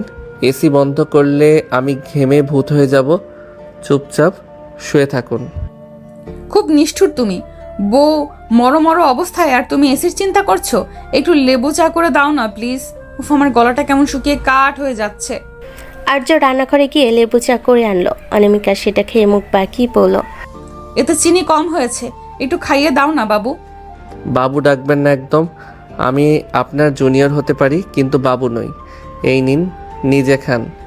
অনামিকা চা খেতে খেতে হুট করে আর্যর শার্টের হাত ধরে টান দিয়ে ওকে নিজের একদম কাছে নিয়ে এলো। চায়ের কাপটা পাশে রেখে আর্য নাকে নিজের নাক ঘষে বলে, রাগ করলে তোমাকে না একদম ওই রাগী বিড়ালটার মতো লাগে। আচ্ছা আর্য, আজ অফিসে না গেলে হয় না? আমার খুব একা লাগছে। আর্য বাধ্য হয়ে বসে থাকলো। কিছুক্ষণ পর অনামিকা বাহানা করলো তার পা কামড়াচ্ছে, তাই আর্যকে পা টিপে দিতে হবে। আর্য কোনো উপায় না দেখে অনামিকার পা টিপতে বসলো। অনামিকা আপু, আপনার পা তো না যেন আস্ত লোহার খাম্বা, এত শক্ত কেন? অনামিকা পা দিয়ে আর্যকে একটা হাতকা লাথি মেরে, বউয়ের পা নিয়ে মশকরা ইয়ার কি না করে ভালো করে টিপে দাও। আর শোনো, আজ রাতে কিন্তু আমি খিচুড়ি খাবো না, তুমি আমার জন্য পিৎজা অর্ডার করবে আর নিজের হাতে স্লাইস করে খাইয়ে দেবে। পিৎজা খেলে আপনার প্রেশার আরও বাড়বে। আমি আপনাকে তিতা করলার জুস করে দিচ্ছি, ওটাই আপনার জন্য সেরা ট্রিটমেন্ট। তিতা করল্লা? তুমি কি আমাকে বিষ খাইয়ে মারতে চাও, যাতে তুমি একা একাই দিগন্ত শিকদারের সাথে ফাইট করতে পারো? আমি কিন্তু সব বুঝি। আর্যর হাসি পেয়ে গেল। অনামিকা যখন এমন পাগলামি করে তখন ওকে আসলেও ছোট বাচ্চার মতো লাগে। আর্য হাসতেই অনামিকা ওর বুকের উপর লাফিয়ে পড়ল। এই তো হেসেছো, তার মানে তুমি আর রাগ নেই। চলো এখন একটা রোমান্টিক মুভি দেখি। মুভি দেখার সময় নেই, আমাকে ওই গোডাউনের ফাইলগুলো চেক করতে হবে। ফাইল ফাইল আর ফাইল? ওই ফাইল কি তোমাকে রাতে আদর করবে, নাকি ফাইল তোমাকে কিস করবে? মুভি চলবে মানে চলবে। মুভি দেখতে দেখতে অনামিকা আর্য কাঁধে মাথা রেখে ঘুমিয়ে যাওয়ার ভান করলো। আর্য যখন ওকে কোলে তুলে বিছানায় শোয়াতে গেল, অনামিকা হুট করে আর্য গলার চারপাশে হাত পেঁচিয়ে ধরল। আজকের দিনটা কত সুন্দর না আর্য? কোনো ঝগড়া নেই, কোনো অফিস নেই, শুধু তুমি আর আমি। অনামিকা আর্য ঠোঁটে আঙ্গুল দিয়ে আলতো করে চাপ দিল। আর্যর শরীরের ভেতরে এক বিদ্যুৎ খেলে গেল। সে বুঝতে পারল অনামিকা সুস্থ ও শুধু আটকে রাখার জন্য এই ফন্দি করছিল। কিন্তু আর্যর রাগ হলো না, বরং অনামিকার এই পাগলামিটা তার ভালোই লাগলো। আপনি একটা আস্ত শয়তান, মিথ্যে বলে আমাকে সারা দিন খাটিয়ে মারলেন। শয়তান বলেই তো তোকে কবজা করেছি। এখন বল, পেনাল্টি হিসেবে আমাকে কি দেবে?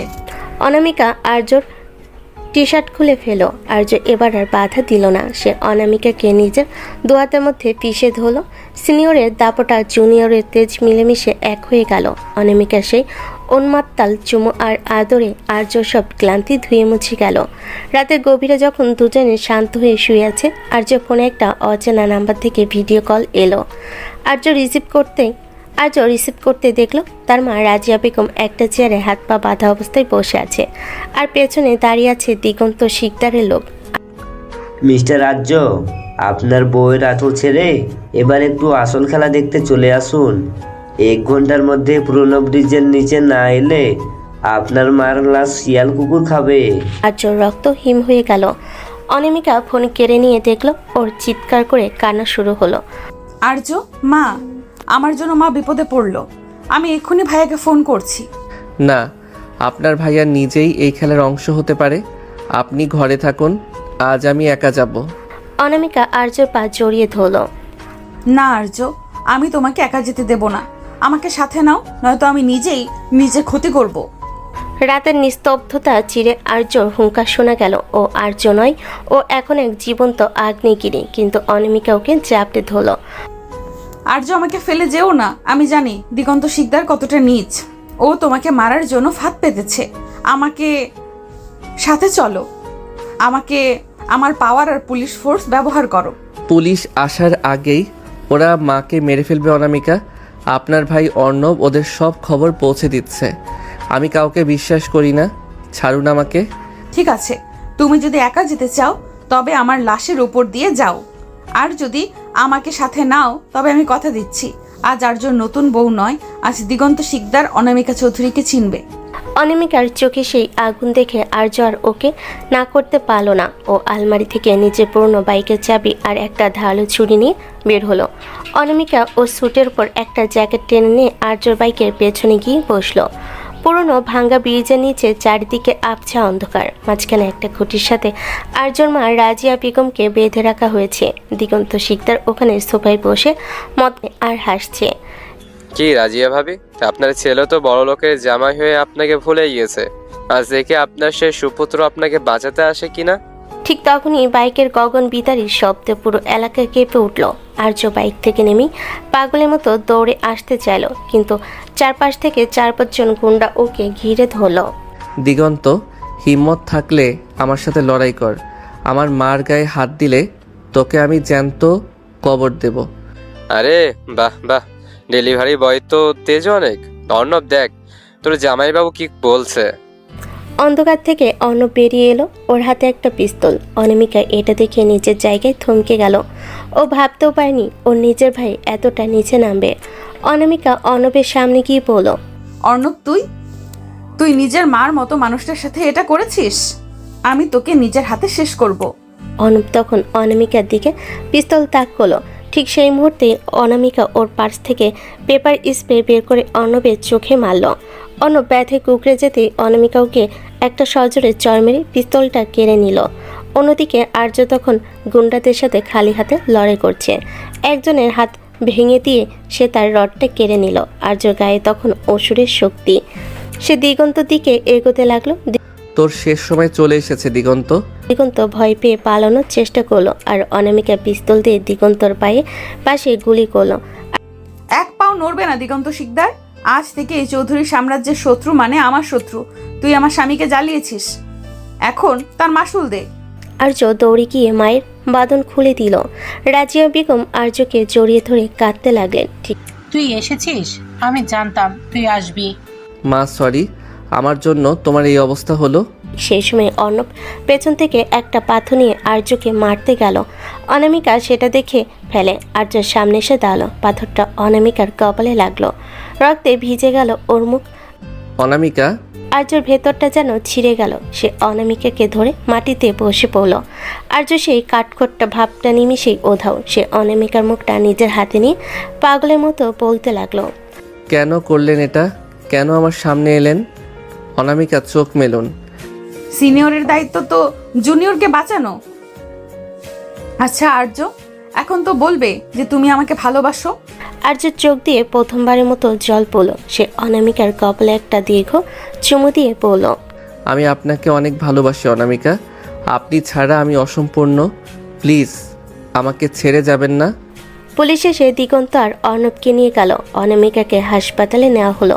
ওর কপালে 3টা সেলাই পড়েছে, ব্যান্ডেজ মাথায় নিয়ে সে যখন কেবিনে শুয়ে আছে, আর্য পাশে বসে আপেল কাটছে। আর্য, আমার ব্যান্ডেজটা কি খুব বাজে লাগছে? আমি কি আর সুন্দরী নেই?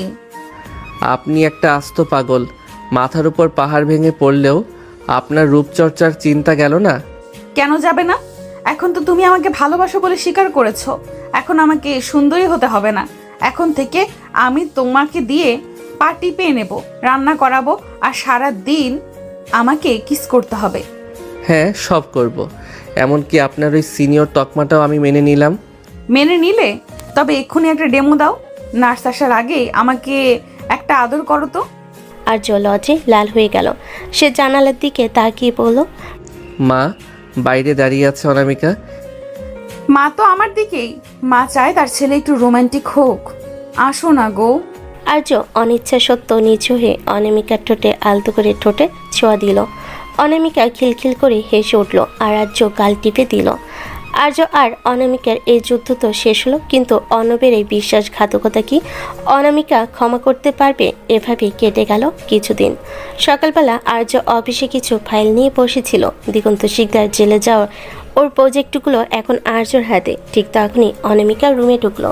পরনে একটা হালকা গোলাপি রঙের শাড়ি, চুলে ব্যান্ডেজটা এখনও আছে, কিন্তু তাতে ওর রূপ যেন আরও খুলেছে। অনামিকার হাতে দুটো বিমানের টিকিট। আর্য ফাইল থেকে চোখ না সরিয়ে বলে, টিকিট দিয়ে কি হবে? আমাদের তো এখন অনেক কাজ বাকি। অনামিকা আর্য ল্যাপটা সজোরে বন্ধ করে দিল। কাজ আমি বুঝি না। আমি জীবন বাঁচিয়ে রেখে আমার স্বামীকে বাঁচালাম, আর তুমি আমাকে একটা ট্রিপেও নিয়ে যাবে না? আমরা কাল বান্দরবন যাচ্ছি। বান্দরবান? এই ব্যান্ডেজ নিয়ে পাহাড়ে চড়বেন? আপনার কি বুদ্ধি শুদ্ধি একদম লোপ পেয়েছে? অনামিকা আর্যর কোলের উপর বসে পড়ে, ওর গলায় হাত জড়িয়ে বলে, পাহাড় আমি চড়বো না, তুমি আমাকে কোলে করে চড়াবে। আর শোনো, ওখানে কোনো অফিস নেই, কোনো ল্যাপটপ নেই, শুধু তুমি আর আমি। না বললে কিন্তু আমি এক্ষুনি কপাল থেকে সেলাই খুলে ফেলবো। উফ, আপনি একটা জঘন্য ব্ল্যাকমেইলার। ঠিক আছে, যাচ্ছি। এবার তো কোল থেকে নামুন। মা দেখে ফেললে কি ভাববেন? বান্দরবনের নীলগিরিতে একটা আলিশান কটেজ বুক করেছে অনামিকা। পাহাড়ের চূড়ায় মেঘের আনাগোনা। আর্য চেয়েছিল একটু শান্তিতে পাহাড় দেখবে, কিন্তু অনামিকার ইচ্ছা ভিন্ন। সে আর্যকে দিয়ে হরেক রকমের ঢঙের ছবি তোলাতে ব্যস্ত। আর্য, এই অ্যাঙ্গেল থেকে একটা ফটো তুলো তো। এমনভাবে তুলবে যেন আমাকে মেঘের উপর দাঁড়িয়ে থাকা অপ্সরা লাগে। আপনাকে অপসরা না, ডাইনি লাগছে। রোদে আপনার নাক লাল হয়ে গেছে। চলুন ভেতরে যাই। তুমি আমায় ডাইনি বললে? দাঁড়াও, তোমার শাস্তি পাওনা রইল। বলে অনামিকা পাহাড়ের ঢালু রাস্তা দিয়ে দৌড় দিল। আর্য ভয় পেয়ে ওর পেছনে ছুটল। আরে অনামিকা, আপনার কপালে সেলাই, দৌড়াবেন না। দৌড়াতে গিয়ে অনামিকা ঘাসের উপর আছাড় খেয়ে পড়ল। আর্য দৌড়তে গিয়ে ওকে ধরল। অনামিকা ব্যথার ভান করে কান্না শুরু করলো। উফ, আমার মনে হয় পা ভেঙে গেছে, আমি আর হাঁটতে পারবো না। আর্য বাধ্য হয়ে অনামিকাকে পা জকলা করে কটেজ পর্যন্ত নিয়ে এলো। রুমে ঢোকার পর অনামিকা খিলখিল করে হেসে আর্যর গলা জড়িয়ে ধরল। কেমন দিলাম? আমি জানতাম তুমি আমাকে কোলে না নিয়ে ছাড়বে না। জুনিয়রদের উপর সিনিয়রের এইটুকু জোর তো থাকেই। রাতের বেলা কটেজের বারান্দায় আর্য আর অনামিকা বসে আছে। চারিদিকে ঝিঝি পোকার ডাক আর কুয়াশার চাদর। অনামিকা আর্যর বুকের উপর মাথা রেখে শুয়ে আছে। অনামিকা, আপনি মাঝে মাঝে এত পাগলামি করেন কেন?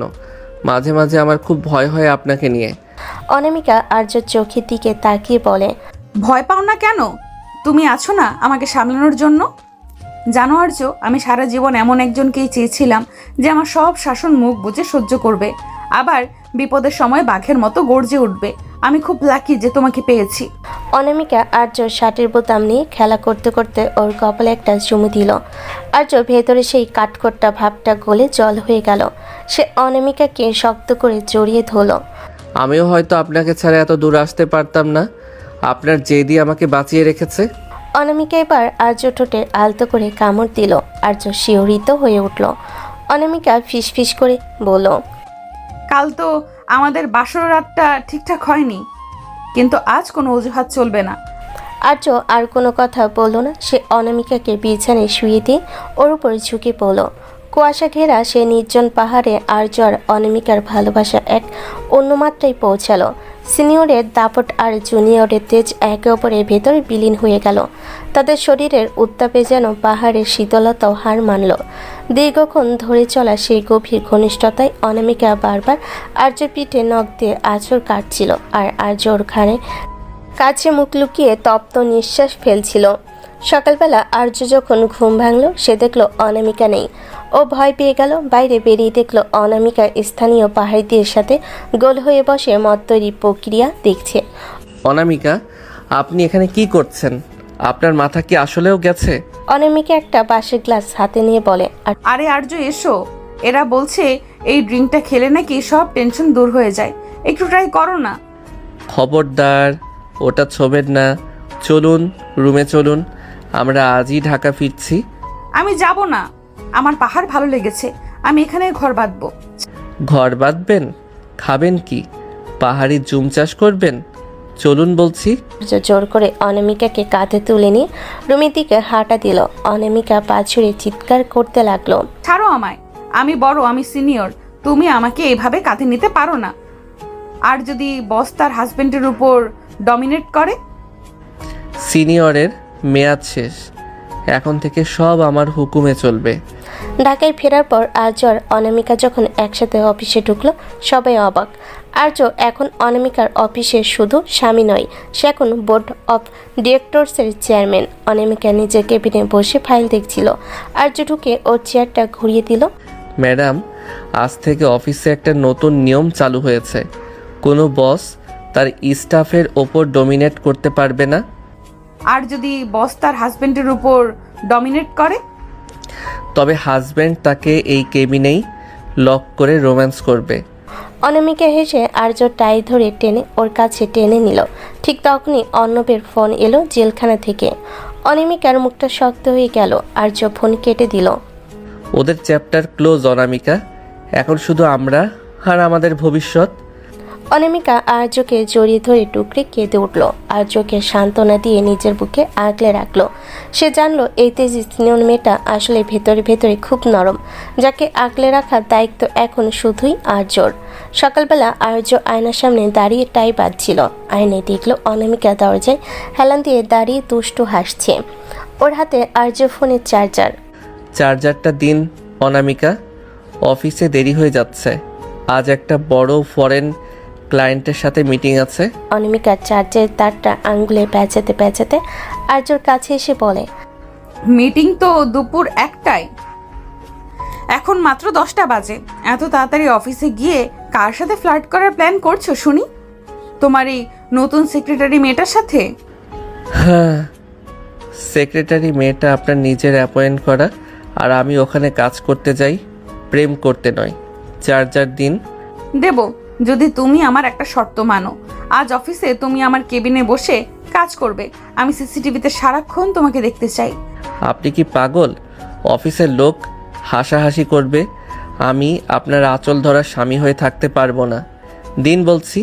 আর্য চার্জারটা কেড়ে নিতে গেল, কিন্তু অনামিকা চট করে চার্জারটা নিজের নাইটির ভেতর লুকিয়ে ফেলল।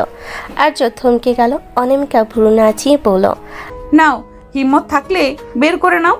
আর্য রাগে আর লজ্জায় লাল হয়ে গেল। সে জানে অনামিকার সাথে তর্কে জেতা অসম্ভব।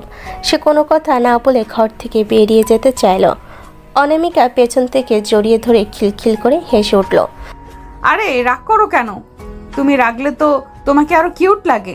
আচ্ছা যাও, এই নাও তোমার চার্জার, কিন্তু লাঞ্চে আমি যা পাঠাবো তাই খেতে হবে, কোনো বাইরের খাবার চলবে না। দুপুরবেলা আর্য যখন ক্লায়েন্টদের সাথে খুব সিরিয়াস আলোচনা করছে, ঠিক তখনই অফিসের পিয়ন একটা বিশাল বড় টিফিন ক্যারিয়ার নিয়ে ঢুকলো। সাথে একটা চিরকুট। আর্য চিরকুট খুলে দেখলো তাতে বড় বড় অক্ষরে লেখা, সবটুকু খাবে বাবু, না খেলে রাতে ঘরে ঢুকতে দেব না। ইতি তোমার কিউট বস। ক্লায়েন্টরা আর্যর দিকে তাকিয়ে মুচকি হাসছে। আর্যর ইচ্ছে করছিল মাটির নিচে ঢুকে যেতে। সে কোনো মতে মিটিং শেষ করে অনামিকার কেবিনে ঢুকলো। অনামিকা, এসব কি? অফিসের পিয়নের সামনে আপনি ওসব চিরকুট লেখেন কেন? আমার মান সম্মান বলে কিছু রাখলেন না? অনামিকা চেয়ারে পা তুলে বসে আপেল খেতে খেতে বলে, সম্মান দিয়ে কি হবে?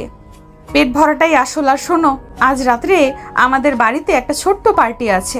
আমি একটা থিম ড্রেস চুজ করেছি, আমরা দুজনে ম্যাচিং করে পরবো। আমি কোনো থিম ড্রেস পরবো না, আমি সিম্পল শার্ট প্যান্ট পরবো। অনামিকা দাঁড়িয়ে আর্যর টাই ধরে টেনে নিজের মুখের কাছে এনে বলে, তুমি কি ভুলে গেছো আমি তোমার সিনিয়র? সিনিয়রের হুকুম অমান্য করার শাস্তি জানো তো? সারা রাত বারান্দায় দাঁড়িয়ে থাকতে হবে। রাতের পার্টিতে অনামিকা আর্যকে জোর করে একটা রাজকীয় মেরুন কালারের শেরওয়ানি পরালো আর নিজে পরলো একই রঙের ভারী কাজের লেহেঙ্গা। পার্টিতে সবাই ওদের জুটির প্রশংসা করছে, কিন্তু অনামিকার নজর সারাক্ষণ আর্যর দিকে। আর্য কোনো মেয়ের সাথে কথা বলে অনামিকা সেখানে গিয়ে হাজির হয়। পার্টির এক কোণে আর্যর এক পুরনো বান্ধবী রিয়ার সাথে দেখা হলো। রিয়া আর্যর হাত ধরে কথা বলছিল। দূর থেকে অনামিকার চোখ দিয়ে যেন সেই আগুন বের হতে লাগলো। সে সোজা সেখানে গিয়ে আর্যর হাত নিজের হাতের ভেতর পুরে নিল। হাই রিয়া। আর্যর কথা বলা শেষ হলে ওকে একটু আমাদের কাছে দেবে? আসলে ওর বউ হিসাবে আমার ডিমান্ড একটু বেশি, তো তাই ওকে এক মুহূর্ত চোখের আড়াল করতে পারি না। রিয়া অপ্রস্তুত হয়ে চলে গেল। আর্যর আগে গজগজ করতে করতে বলল, আপনি খুব বেশি করছেন অনামিকা, ও আমার জাস্ট ফ্রেন্ড ছিল। ফ্রেন্ডের হাত ধরার দরকার কি? হাত ধরার জন্য তো আমি আছি। চলো ডান্স ফ্লোরে চলো। আর্যকে একরকম টেনে হিঁচড়ে ডান্স ফ্লোরে নিয়ে গেল অনামিকা। রোমান্টিক মিউজিকের তালে অনামিকা আর্য বুকের উপর লেপ্টে রইল। আর্যর রাগটা ধীরে ধীরে কমতে লাগলো। অনামিকার গায়ে সেই চেনা সুগন্ধ আর চোখের মায়ে আর্য আবার হার মানল। পার্টি শেষ হওয়ার পর অনামিকা আর্যকে নিয়ে রুমে ঢুকলো। আর্য খুব ক্লান্ত ছিল, সে সোফায় বসতে চাইল, কিন্তু অনামিকা দরজা লক করে দিয়ে চাবিটা ডয়ারে ফেলে দিল। আজ তুমি অনেক মেয়েদের সাথে হেসে হেসে কথা বলেছো, তার শাস্তি তো পাওনা রইলো। শাস্তি মানে? আমি তো কোনো অপরাধ করিনি। অপরাধ করেছো, আমার অনুমতি ছাড়া অন্য মেয়ের দিকে তাকিয়েছো। এখন পেনাল্টি হিসেবে তোমাকে আমাকে খুশি করতে হবে। অনামিকা আর্যর শেরওয়ানির বোতামগুলো এক একে খুলতে শুরু করলো। আর্যর হার্টবিট বেড়ে গেল। সে অনামিকাকে জড়িয়ে ধরল। আপনি আসলেও একটা জাদুকরি মেয়ে, সারাদিন জ্বালান আবার রাতেই সব রাগ জল করে দেন। অনামিকা আর্যর কানে কামড় দিয়ে বলে, সিনিয়র বলে কথা, বাগে আনার টেকনিক তো জানতেই হবে। সে রাতে অনামিকার রোমান্টিক পাগলামি সব সীমা ছাড়িয়ে গেল। আর্যর শরীরের প্রতিটি কোষে অনামিকা নিজের অধিকারের ছাপ এঁকে দিল। দীর্ঘক্ষণ ধরে চলা সেই গভীর ঘনিষ্ঠতায় আর্য সব বিরক্তি আর ক্লান্তি ধুয়ে মুছে গেল। সে বুঝতে পারল অনামিকা যতই পাগলামি করুক, এই পাগলামিটাই আর্যর জীবনের সব থেকে বড় প্রাপ্তি। রাত ৩টে, আর্য যখন গভীর ঘুমে, অনামিকা তখন আর্যর ল্যাপটপটা খুলে বসেছে। সে আর্যর ফেসবুক আর হোয়াটসঅ্যাপ চেক করছে। হঠাৎ একটা মেসেজ দেখে অনামিকা ভুরু কুঁচকে গেল। মেসেজটা আর্যর মায়ের এক পুরনো বান্ধবী ছেলের কাছ থেকে এসেছে। তাতে লেখা, আর্য, তোমার বাবার সেই হারানো হুইলটা আমি খুঁজে পেয়েছি, কাল বিকালে ক্যাফেতে দেখা করো। অনামিকা ল্যাপটপ বন্ধ করে আর্যর ঘুমন্ত মুখের দিকে তাকালো। সে মনে মনে ভাবল, আর্যকে এই ঝামেলার মধ্যে আমি একলা যেতে দেব না। সিনিয়রের গোয়েন্দাগিরি এবার আবার শুরু হবে। সকালবেলা আর্য ঘুম থেকে উঠে দেখলো অনামিকা বিছানেই নেই। সাধারণত অনামিকা বেলা পর্যন্ত ঘুমায়, কিন্তু আজ সে আগেভাগেই উঠে তৈরি। আর্য বাথরুমে যাওয়ার জন্য পা বাড়াতে দেখলো দরজার উপর একটা বড় পোস্টার লাগানো। আজকের দিনে স্বামীর জন্য 5টি নিয়ম। 1. ব্রেকফাস্টে নিজের হাতে আমাকে খাইয়ে দিতে হবে। 2. আমার জন্য নীল রঙের একটা শাড়ি পছন্দ করে দিতে হবে। সারাদিন অন্তত 10 বার আমাকে আই লাভ ইউ বলতে হবে। 4. কোনো বাইরের কল ধরা যাবে না। 5. রাতে বাড়ি ফেরার সময় আমার প্রিয় চকলেট ডাবা কেক আনতে হবে। আর্য হো হো করে হেসে উঠল। সে বুঝলো অনামিকা তাকে ব্যস্ত রাখতে চাইছে, যাতে সে ওই ক্যাফেতে একা যেতে না পারে। আর্য অনামিকাকে পেছন থেকে জড়িয়ে ধরে। আপনার এই নিয়মগুলো তো বেশ কঠিন অনামিকা আপু, বিশেষ করে ওই চকলেট কেকের বিষয়টা। অনামিকা ঘুরে আর্যনাকে নিজের নাক ঘষে। কঠিন না হলে সিনিয়রের শাসন হবে কি করে? আর শোনো, আজ বিকেলে আমার সাথে একটু শপিংয়ে যেতে হবে, কোনো বাহানা চলবে না। আর্য মনে মনে ভাবলো, বিকেলে তো আমার ওই ক্যাফেতে যাওয়ার কথা। অনামিকা নিশ্চয়ই কিছু টের পেয়েছে। রাজি হওয়ার ভান করে অনামিকাকে আদর করে ব্রেকফাস্ট টেবিলে নিয়ে এলো। ব্রেকফাস্টে অনামিকা আর্যকে দিয়ে ডিম পোস্ট আর স্যান্ডউইচ বানিয়ে নিল। আর্য যখন লোকমা তুলে অনামিকার মুখে দিচ্ছিল, অনামিকা দুষ্টামি করে আর্যর আঙ্গুলে কামড় দিল। আহ, আপনি কি মানুষ না রাক্ষসী? আঙুলটাই তো খেয়ে নিতেন। রাক্ষসী তো, তোমার মতো মিষ্টি জামাই পেলে যে কেউ কামড়ে দেবে। আচ্ছা আর্য, তুমি কি আজ বিকেলে কোথাও যাবে? আর্য একটু থতমত খেয়ে যায়। না তো, কেন? আপনি তো শপিংয়ের কথা বললেনই। মিথ্যে বলা শিখেছো আমার কাছে? দাঁড়াও বাছা, মজা দেখাচ্ছি। বিকাল 4টে। আর্য কোনো মতে অনামিকাকে একটা পার্লারে বসিয়ে রেখে চলল সেই ক্যাফেতে। সে জানতো না অনামিকা পার্লারের পেছনে দরজা দিয়ে বেরিয়ে অলরেডি একটা বোরকা পরে ক্যাফেতে হাজির। আর্য ক্যাফেতে বসে তার বাবার বন্ধুর ছেলে আকাশের জন্য অপেক্ষা করছে। আকাশ আসতেই একটা খাম বের করে আর্যর হাতে দিল। আর্য, এই উইলে তোমার বাবার সম্পত্তির সব হিসাব আছে, এমনকি তোমার সেই হারানো পৈতৃক ভিটার দলিল এর ভিতরে। ঠিক সেই সময় পাশের টেবিল থেকে এক বোরকা পরা মহিলা হুট করে উঠে এসে আর্যর কান ধরল। আর্য তো আকাশ থেকে বলল। অনামিকা বোরকার নিকাব সরিয়ে দেয়। ধরা খেয়ে গেছেন মিস্টার হাজবেন্ড? আমাকে পার্লারে বসিয়ে এখানে লুকিয়ে অন্য পুরুষের সাথে গোপন বৈঠক? আমার পারমিশন ছাড়া দলিল নিচ্ছ কেন? অনামিকা, আপনি এখানে এই বেশে?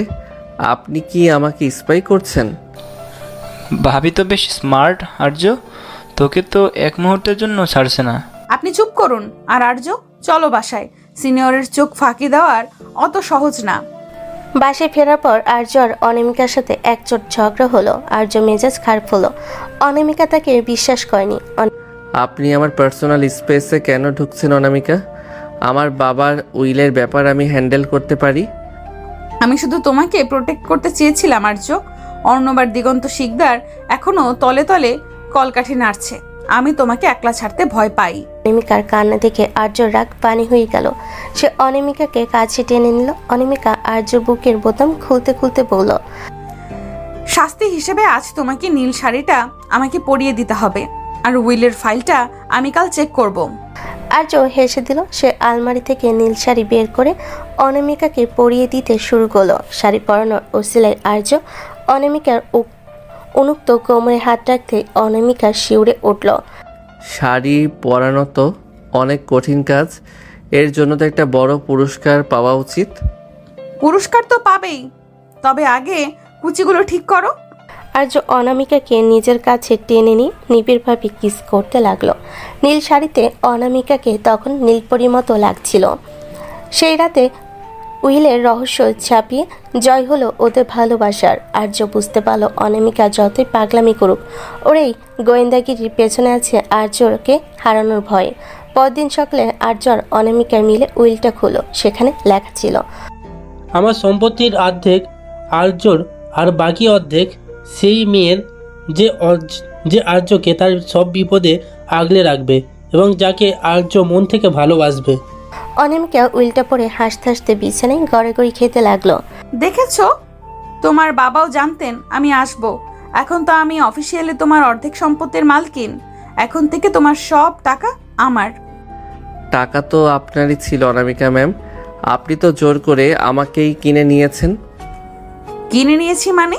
আমি তো তোমাকে লিজে নিয়েছি সারা জীবনের জন্য। এখন চলো ওই পৈতৃক ভিটা দেখতে যাব। ওখানে গিয়ে আমরা আবার নতুন করে বাসর করব।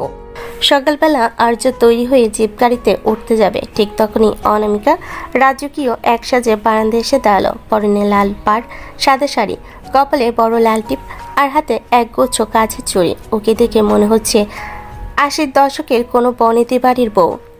অনামিকা, আমরা কোনো শুটিংয়ে যাচ্ছি না, আমরা একটা পুরনো ভাঙা বাড়ি উদ্ধার করতে যাচ্ছি। এই ভারী শাড়ি পরে আপনি ওখানে হাঁটবেন কি করে? অনামিকা নিচে নেমে এসে আর্যর হাত ধরে। হাঁটবো না তো, তুমি আমায় কোলে তুলে নেবে। আর শোনো, ওই বাড়ির আসল মালিকের বউ আমি, তাই এন্ট্রিটা হতে হবে একদম রাজকীয়। চলো। আর্য দীর্ঘশ্বাস ফেলে গাড়ি স্টার্ট দিল। অনামিকা গাড়িতে সারা রাস্তা আর্যকে এটা সেটা খাইয়ে দিচ্ছে আর গান গাইছে। আর্যর বিরক্তি লাগলো অনামিকার ওই উচ্ছল হাসি দেখে। সে আর কিছুই বলতে পারল না।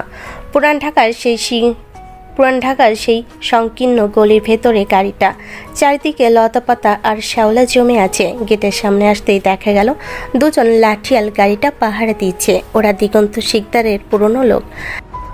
এই যে বাবু, কার বাড়ি ঢুকে পড়েছেন? এটা এখন শেখদার সাহেবের সম্পত্তি, যান নিয়ে পালান। আর্যর রক্ত মাথায় চড়ে গেল। সে কিছু বলার আগেই অনামিকা গাড়ির হর্ন বাজাতে বাজাতে নিচে নামলো। এই যে 2 পয়সার গুন্ডারা, তোদের শিকদার সাহেব এখন জেলের ঘানি টানছে। এই নে আদালতের নোটিশ আর উইলের কপি। আর যদি এক পা এগিয়েছিস তবে তোদের হাড়গোড় ভেঙে এই ড্রেনে ফেলে দেব। অনামিকার এমন তেজি রূপ দেখে লাঠিয়ালটা থমকে গেল। আর্য লাঠিয়ালদের কলা ধরে একপাশে সরিয়ে দিয়ে গেটের তালা ভেঙে ভেতরে ঢুকলো। অনামিকা পেছনে পেছনে এসে বলল, বাড়িটা তো বেশ বড় আর্য, কিন্তু চারদিকে যা ধুলো, আমার তো সর্দি হয়ে যাবে।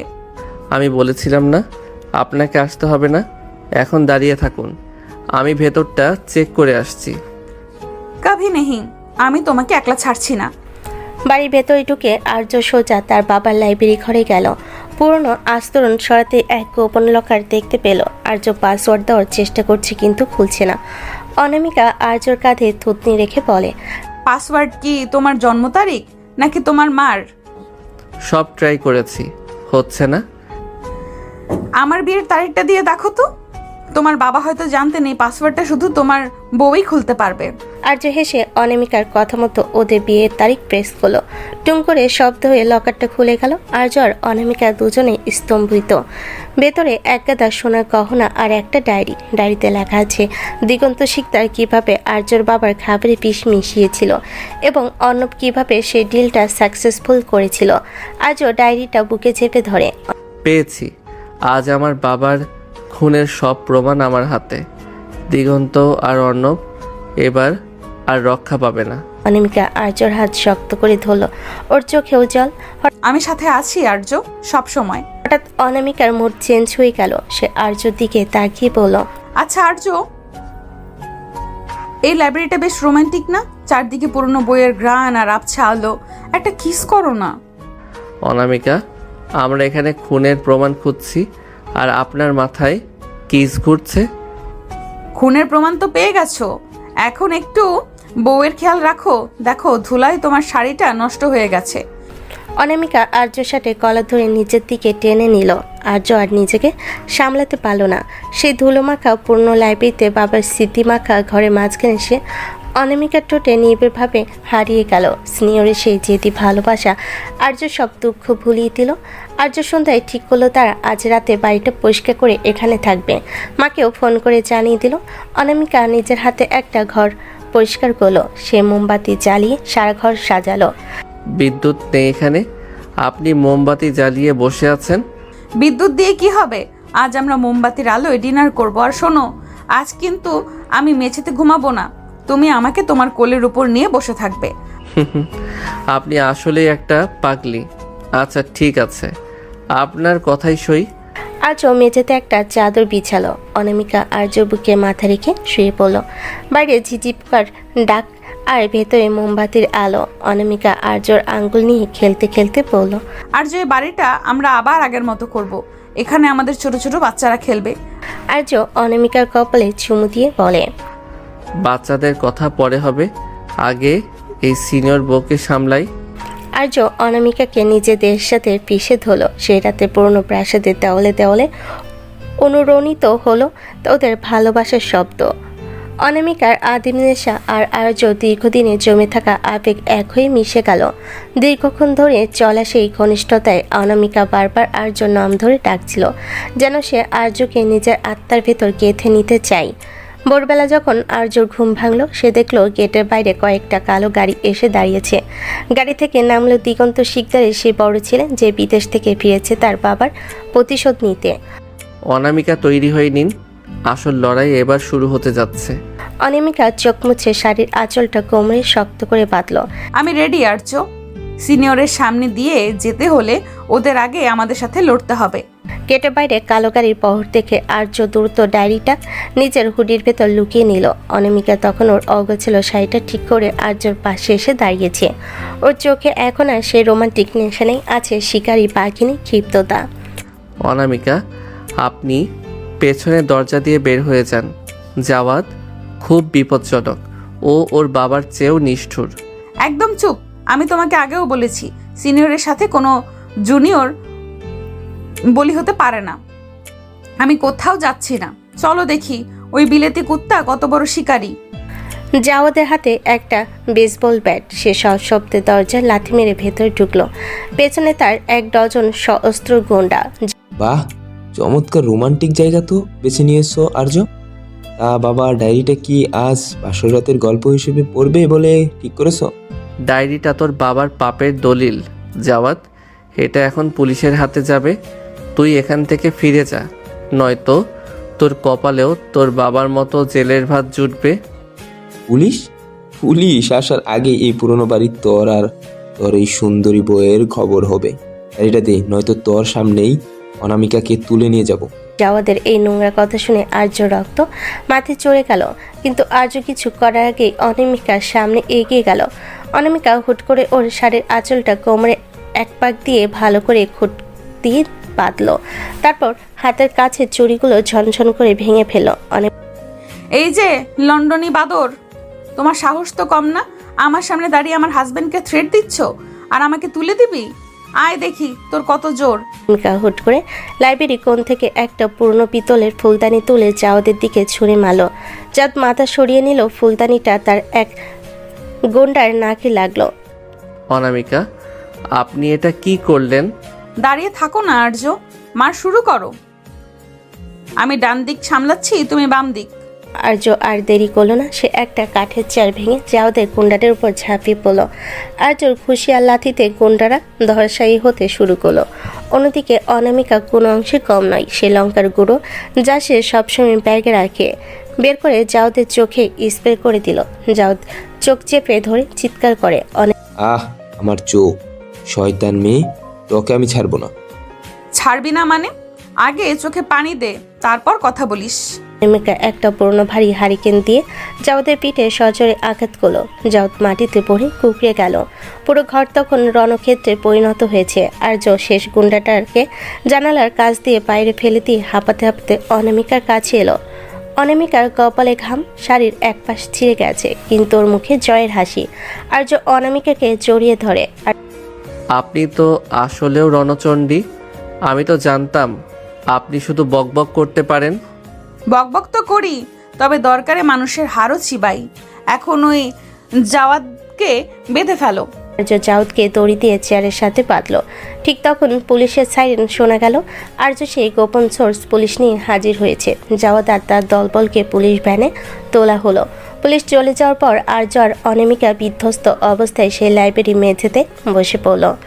আর্য অনামিকার মুখটা নিজের হাতে তালুর মধ্যে নিয়ে ওর কপালে একটা দীর্ঘ চুমু দিল। থ্যাংক ইউ অনামিকা, আপনি আজ না থাকলে হয়তো আমি নিজেকে সামলাতে পারতাম না। আবার থ্যাংক ইউ? আমি কি তোমার বাইরের কেউ? সিনিয়রের সম্মান তো জুনিয়রকেই রক্ষা করতে হবে। আচ্ছা আর্য, আমার খুব পানির পিপাসা পেয়েছে।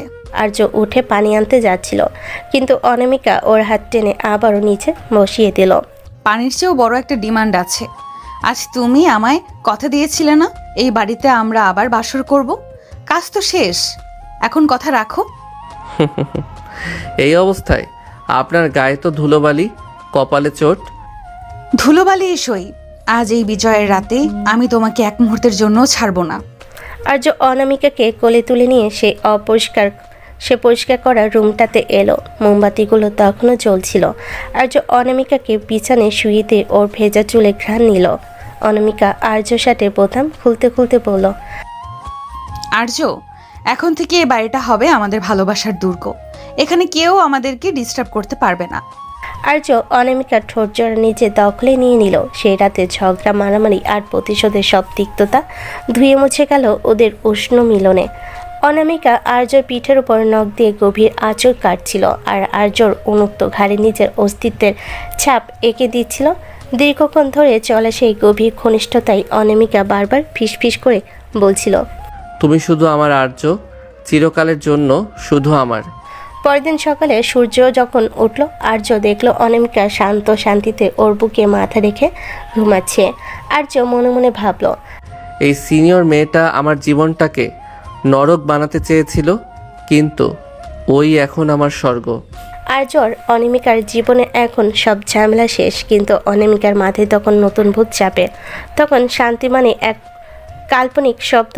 আর্যর পৈতৃক ভিটা উদ্ধারের পর ওরা এখন ঢাকায় নিজেদের প্রাসাদে ফিরেছে। আর্য ভেবেছিল এবার হয়তো একটু শান্তিতে ব্যবসায় মন দিতে পারবে, কিন্তু অনামিকা তো সিনিয়র শিক্ষিক আর অত সহজে আর্যকে কাজে মন দিতে দেয়। সকালবেলা আর্য ঘুম থেকে উঠে দেখলো ওর সব দামি দামি স্যুট আর শার্ট আলমারি থেকে গায়েব। সেখানে রাখা আছে অদ্ভুত সব ঢিলেঢালা সুতির পাঞ্জাবি আর পায়জামা। অনামিকা, আমার স্যুটগুলো কোথায়? আজ জাপানিজ ক্লায়েন্টদের সাথে আমার মিটিং। আপনি কি পাগল হয়ে গেছেন? অনামিকা হাতে একটা করলার জুসের গ্লাস নিয়ে রুমে ঢুকে, পাগল হব কেন? আমি রিসার্চ করে দেখেছি টাই স্যুট পরলে মানুষের মেজাজ খিটখিটে থাকে। আজ থেকে তুমি এই পাঞ্জাবি পরে অফিসে যাবে। আর হ্যাঁ, সকালের নাস্তায় পরোটা কাবাব ক্যান্সেল। এই যে তোমার অমৃত তিতা করলার জুস। করলার জুস? আমি এটা কোনোদিন খাবো না।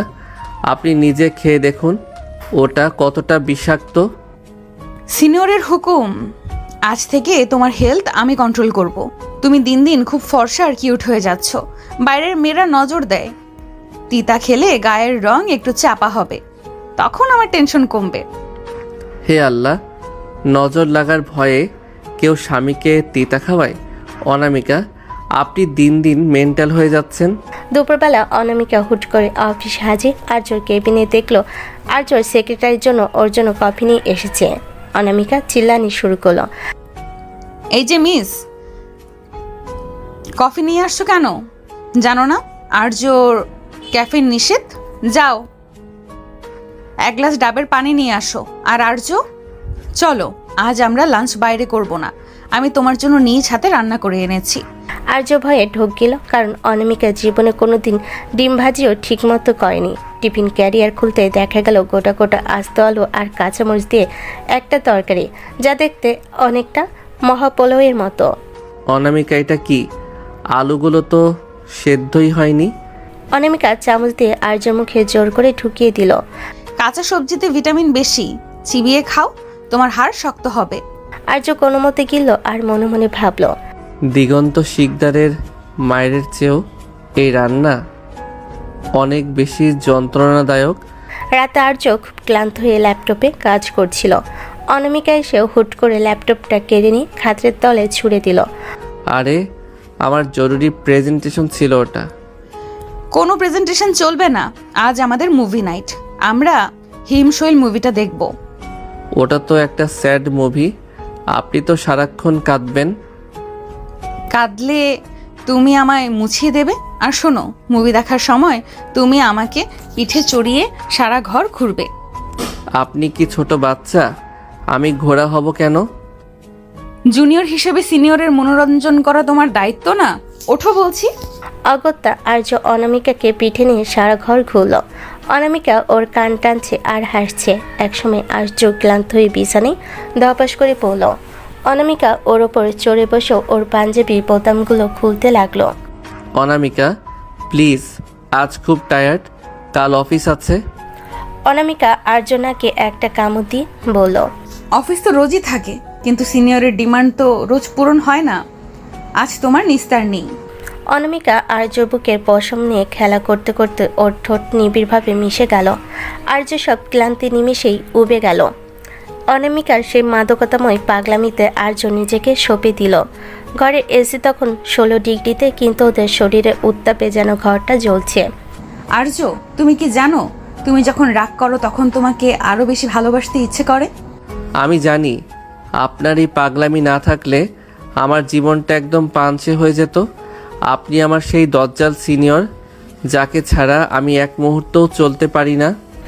সেই রাতে ওদের ঘনিষ্ঠতা এক নতুন উচ্চতায় পৌঁছালো। অনামিকার সেই অধিকার বোধ আর আর্যর আত্মসমর্পণ মিলেমিশে একাকার হয়ে গেল। সকালবেলা আর্য ঘুম থেকে উঠে দেখল ও ডান হাতে একটা মেহেদি দিয়ে বড় করে লেখা প্রপার্টি অফ অনামিকা। অনামিকা, এটা কি করেছেন? আমি কি আপনার জমি যে সাইনবোর্ড লাগিয়ে দিলেন? বউয়ের জমি তো, যাতে অফিসে গিয়ে কোনো মেয়ে তোমার হাত ধরলে বুঝতে পারে এটার মালিক অলরেডি বুকড। আর্য আর কিছু বলল না। সে বুঝলো এই মেয়ের সাথে লড়াই করে জেতা অসম্ভব। সে অনামিকাকে আবার জড়িয়ে ধরে বিছানায় শুয়ে দিল। ঠিক আছে, আমি প্রপার্টি হয়েই থাকবো, কিন্তু এই প্রপার্টি ট্যাক্স হিসেবে এখন আপনাকে আমার জন্য চা বানিয়ে আনতে হবে। অনামিকা খিলখিল করে হেসে উঠল। এভাবেই চলতে থাকলো জুনিয়র বর আর সিনিয়র বউয়ের প্রেম কাহিনী।